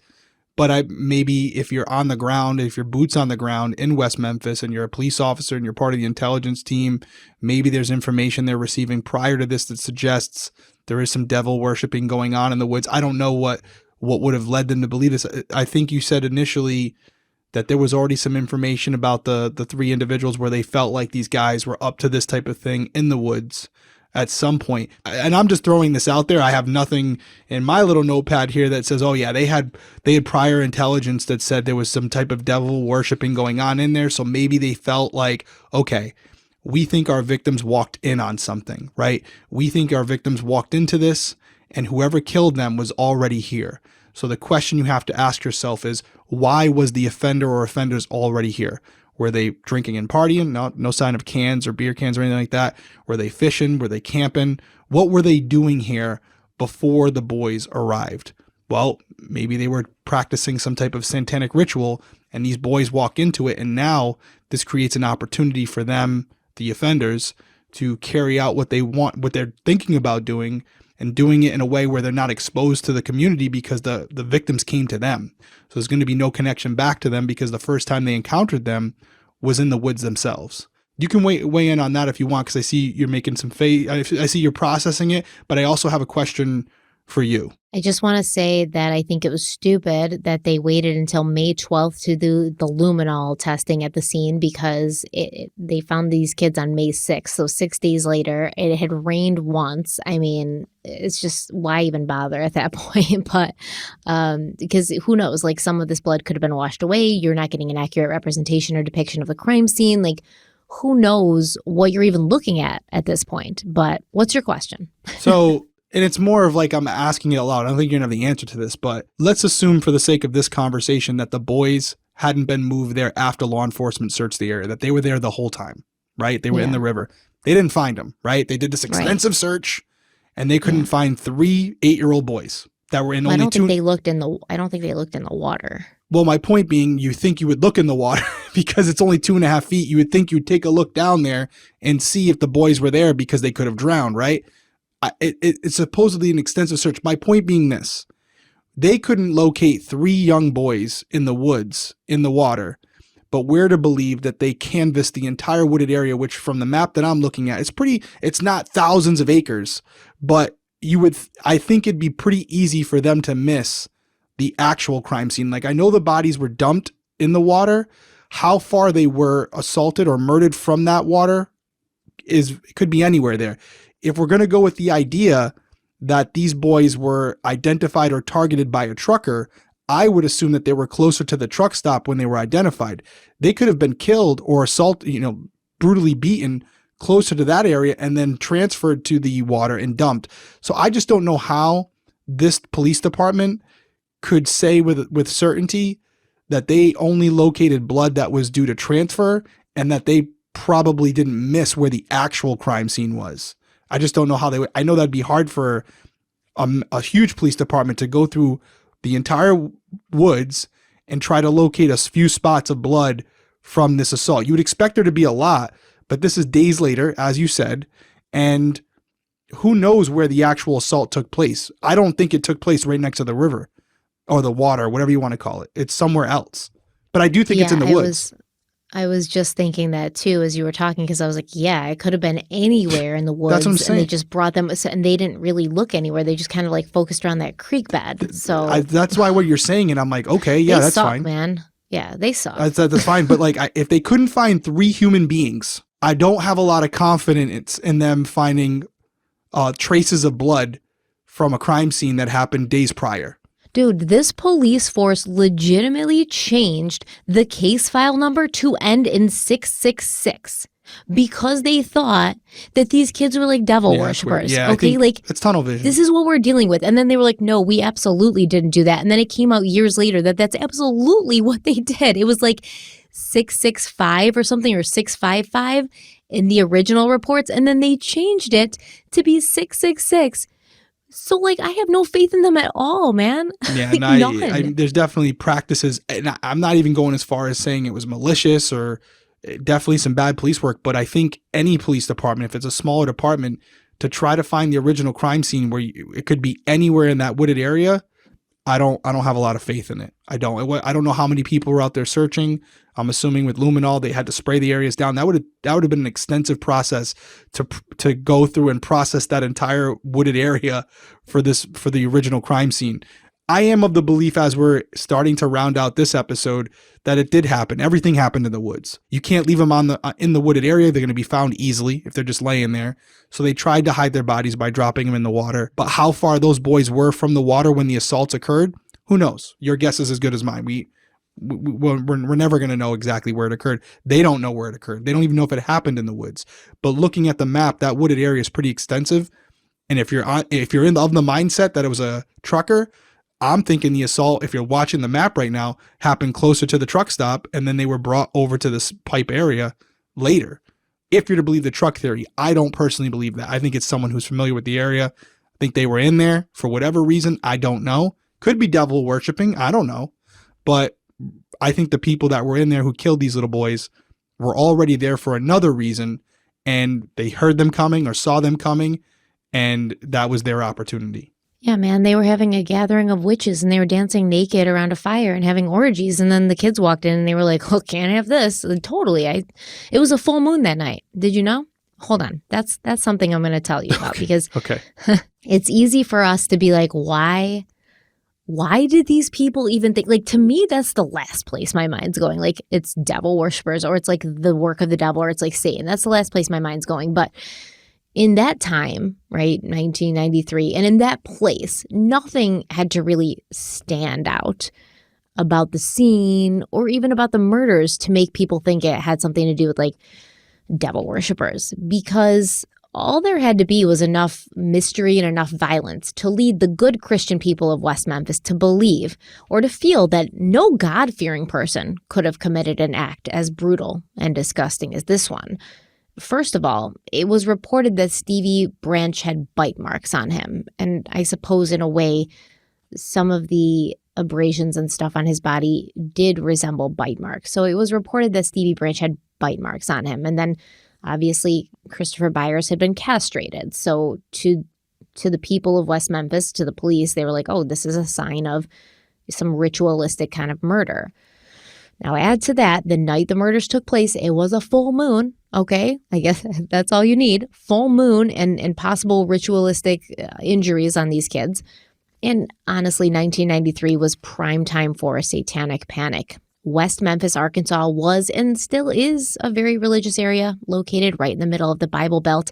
On top of that, the previous 3 decades before the 90s, I mean, they had been priming people to see the devil everywhere they looked. Now, satanic panic refers to a moral panic consisting of over 12,000 unsubstantiated cases of satanic ritual abuse starting in the 1980s in the United States.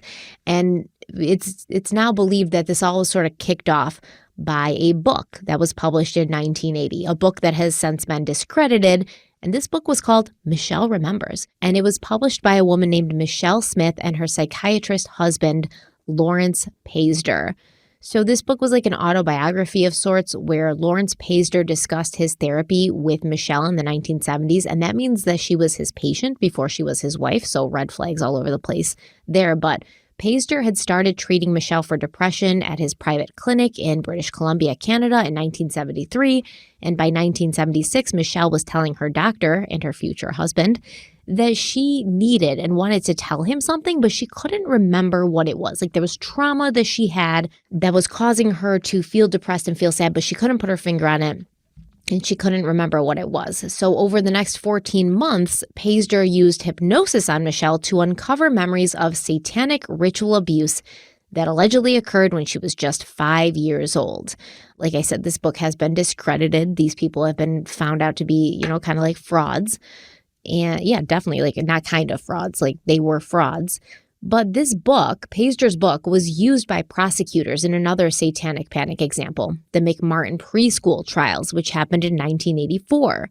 Members of the McMartin family, who operated a preschool in Manhattan Beach, California, were falsely charged with hundreds of acts of sexual abuse of children in their care. And these claims were bizarre. It wasn't just sexual abuse. It was said that they were like witches and, devil worshippers. And one of the teachers, they had seen him like flying around, and they said that the teachers and the people at the preschool had like a hot air balloon that they would transport the kids in. But when they couldn't use their hot air balloon, they were using these like tunnels underneath the school that led to these secret chambers where all of these like ritualistic things happened. And it was crazy. It was absolutely insane. And before you knew it, FBI agents, police officers, lawyers, and social workers were doing their own research into the occult so they could be prepared for whatever happened. And I remember one FBI agent, I read an interview and he was like, we didn't like necessarily believe in this whole like Satan worshiping thing, but like at the same time, it seemed to be like popping up a lot. And so we had to obviously do our research into like what it could be and what the signs of it were. And once people started doing that, they kind of just all like bought into it. It was like all of these professionals, police officers, lawyers, all of these people were like, yeah, we buy this. Like everybody is just doing like satanic worship and torturing people and stuff. And then according to the New York Times, these professionals would share what they had learned at conferences and seminars. The New York Times said, quote, they handed out satanic calendars, traded pamphlets about symbols like the cross of Nero and the horned hand, and copied lists of supposed occult organizations, which included a collective of feminist astrologers in Minnesota, end quote. A map was displayed during a May 1985 episode of 2020 showing satanic activity throughout the U.S. And in this episode, they basically tied all of these things to devil worship, like animal mutilation is, tied to devil worship, along with enjoyment of rock music or heavy metal music, with the host of 2020 saying, quote, today we have found that Satan is alive and thriving, or at least plenty of people believe he is. His followers are extremely secretive, but found in all walks of life, end quote. And then 3 years after that, Geraldo Rivera did a whole segment on Satan. He interviewed children who had been like part of satanic abuse rituals, and he interviewed Ozzy Osbourne, who, as we know, was kind of weird and biting heads off of bats and things, like the bats were alive, just doing all sorts of crazy stuff. And this wide-held belief went back even further to, honestly, 1969, a year that was monopolized by the evil-inspired occult murders of Charles Manson and his family. And that same year, Anton LaVey published the Satanic Bible, which became known as the seminal work of modern Satanism. Then in 1971, The Exorcist was released in book form, and that was at the top of the bestsellers list. And then within no time, in 1973, it was a blockbuster movie. And then in 1978, the world watched in horror as the Jonestown tragedy unfolded, and the 70s also saw a string of seemingly evil serial killers that appeared to operate in ritualistic ways, from the Zodiac Killer to the Son of Sam, Ted Bundy. The American public began to develop a bone-deep fear that you couldn't trust anyone, and everyone was hiding something. Even if they looked normal at first glance, they could still be worshiping Satan behind closed doors. And then in 1989, a documentary titled Hell's Bells warned average citizens to be wary of the dangers of rock and roll and heavy metal music, because these were more than just songs. They were like, devil like poems that were responsible for promiscuous sex, drug use, violence. And honestly, rock and roll and heavy metal music were the music choice of the devil himself. And maybe that's why everyone fixated on Damien Echols so quickly, right? Because that was also his music of choice, as, most kids his age at that time. And Damien wore black, and he kept to himself, and he talked about strange things, and he did make references to the devil, and, he liked Anton LaVey, and he was kind of like into all this dark, weird stuff. He struggled with mental health. There was some criminal behavior, and overall, he was an outsider. He was somebody who maybe couldn't be trusted. He wasn't even one of those devil worshipers hiding and being secret. He was like right out in the open, talking about it and, making it known what he was into. And that's really what we're going to talk about when we come back. We're going to talk about our three suspects, Damien Echols, and his two friends, Jason Baldwin and Jesse Miskelly Jr. And we're going to talk about what about them made them such big targets for, being considered, they're teenage kids. Teenage kids. I think Damien was the oldest. He was 18. Jesse Miskelly was 17, I think. And Jason Baldwin was like 16 at the time. I'm sorry if I don't have those completely right. But these are young kids, young boys. I guess they're teenage boys. They're not young boys, but young enough where you'd have to have something pretty substantial to think that these three teenage boys just took it upon themselves one day to like murder 3 8-year-olds in the woods in this horrendous way. And did the police and did the community have enough to think that Damien, Jesse Miskelly, and Jason were responsible for this horrendous crime? Did they have enough? That's what we're going to discuss next time. Yeah, I'm looking forward to diving into that, because obviously that's a big point of this whole case is West Memphis 3. That's who I said earlier that people think about is these three individuals. So I'm looking forward to getting into that to see how we got where we got to and where we are today. And as far as the devil worshiping thing, I don't have a ton of experience with it. I had a few cases only with animals where we as investigators stumbled on remnants of a satanic ritual. And usually what you would see, in our case, it was usually chickens. I think I've mentioned this before, where they're killed a certain way. They're left a certain way. There's usually some remnants, whether it's candles or a fire, or more specifically, they're more detailed. There's actual spray paints of symbols, things of like that. Some type of ritual had taken place prior to us being there.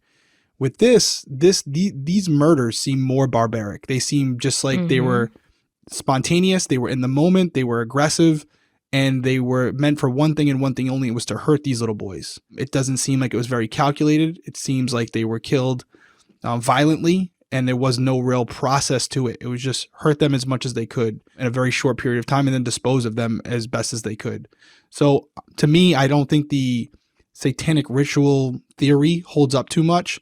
Now, maybe when we start getting into the 3 individuals who were arrested and their background and what they've been accused of in the past or what they had been connected to before this incident, maybe I'll see where it came from. But as of right now, on the surface, just based on the crime scene itself, first off, we don't even have a crime scene. We have one crime scene where the boys were found, but we don't know exactly where they were killed to this day. So if we knew where that was, maybe we would feel differently. If you told me they were found 25, 30 feet away from the river and there were signs of, signs of the devil and candles and different things, and the dirt was laid out a certain way and their bodies had been positioned a certain way when they were found, maybe.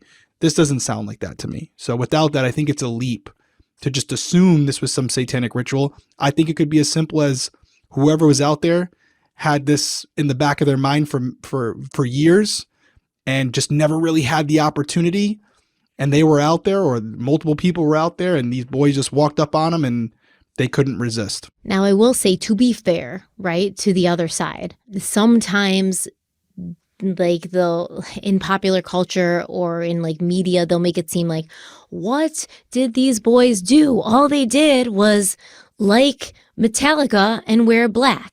And that's not necessarily accurate, right? That's not as cut and dry. And like, yes, Damien was very upfront about how he kind of like was into that dark stuff and like read on to Anton LaVey and like was into, kind of like satanic stuff. But like, also I want to say, I went to high school, not around that time. I don't know, was it? No, it was like a little bit later. But the kids in high school with me were kind of like into that stuff. There was like a whole group of kids and they were like always wearing black and, always like drawing. What are those like things what is the star with like, the circle? Yeah, a pentagram, always drawing those like on their notebooks and stuff. And nobody was like, oh, they're going to go out there and kill somebody. You're just like, they're kind of weird, and you just kind of steered clear. So I don't think that, I wouldn't necessarily say that anything Damien or Jesse Miskelly Jr. or Jason Baldwin did was like out of the ordinary for a typical teenager who's kind of like into that stuff and like going through that phase. But in West Memphis, Arkansas, it was definitely like singled out like taboo behavior. So it's kind of one of those perfect storm things, like perfect time, perfect place, or imperfect if you're Damien and Jason and Jesse. But it just kind of all came together. So it wasn't like, oh, they liked heavy metal music and they wore black and that's why they were targeted. No, they like did some stuff and they said some stuff that was counterculture and out of the ordinary. But it was, in my opinion, for shock value because they were like lost kids and they wanted attention and they wanted to be angsty and push back against society and, culture and mainstream, and they wanted to be counterculture. And that's pretty normal. So yeah.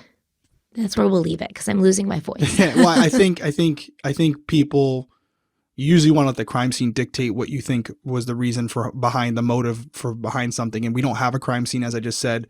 So it sounds to me like this was reverse engineered. Sounds to me like law enforcement had a person they thought was good for this, and Damien and his friends. And then they started to think about Damien and what he was into. And it happened to be something, like you just said, a little non-traditional. So that's where they came from. Hey, we know it's Damien, so why did he do it? Oh, he's a devil worshiper. That's why it is. And that's where the theory comes from. They don't have any tangible evidence at the crime scene to suggest it. It's just that the person that they thought was good for it was into that. So they reverse engineered it. And that's not how you conduct an investigation. You got to let the breadcrumbs take you down the trail. So I agree with you. We'll see what happens. I'm looking forward to it. I know your voice is going. Thanks for being a trooper. Guys, as always, if you want to check us out, you You can check out us on Instagram, Crime Weekly Pod. We're also on Twitter, same handle. If you want to check out the coffee company, you're starting to see probably online. We sent out these special criminal coffee boxes to some certain people in the true crime community. There's a little bit of a mystery to it. So they're starting to post that, and we're posting it on our page. So if you want to see some of your other favorite true crime YouTubers and podcasters going through their mystery and trying to solve it and see what the ending is, it's pretty cool, actually.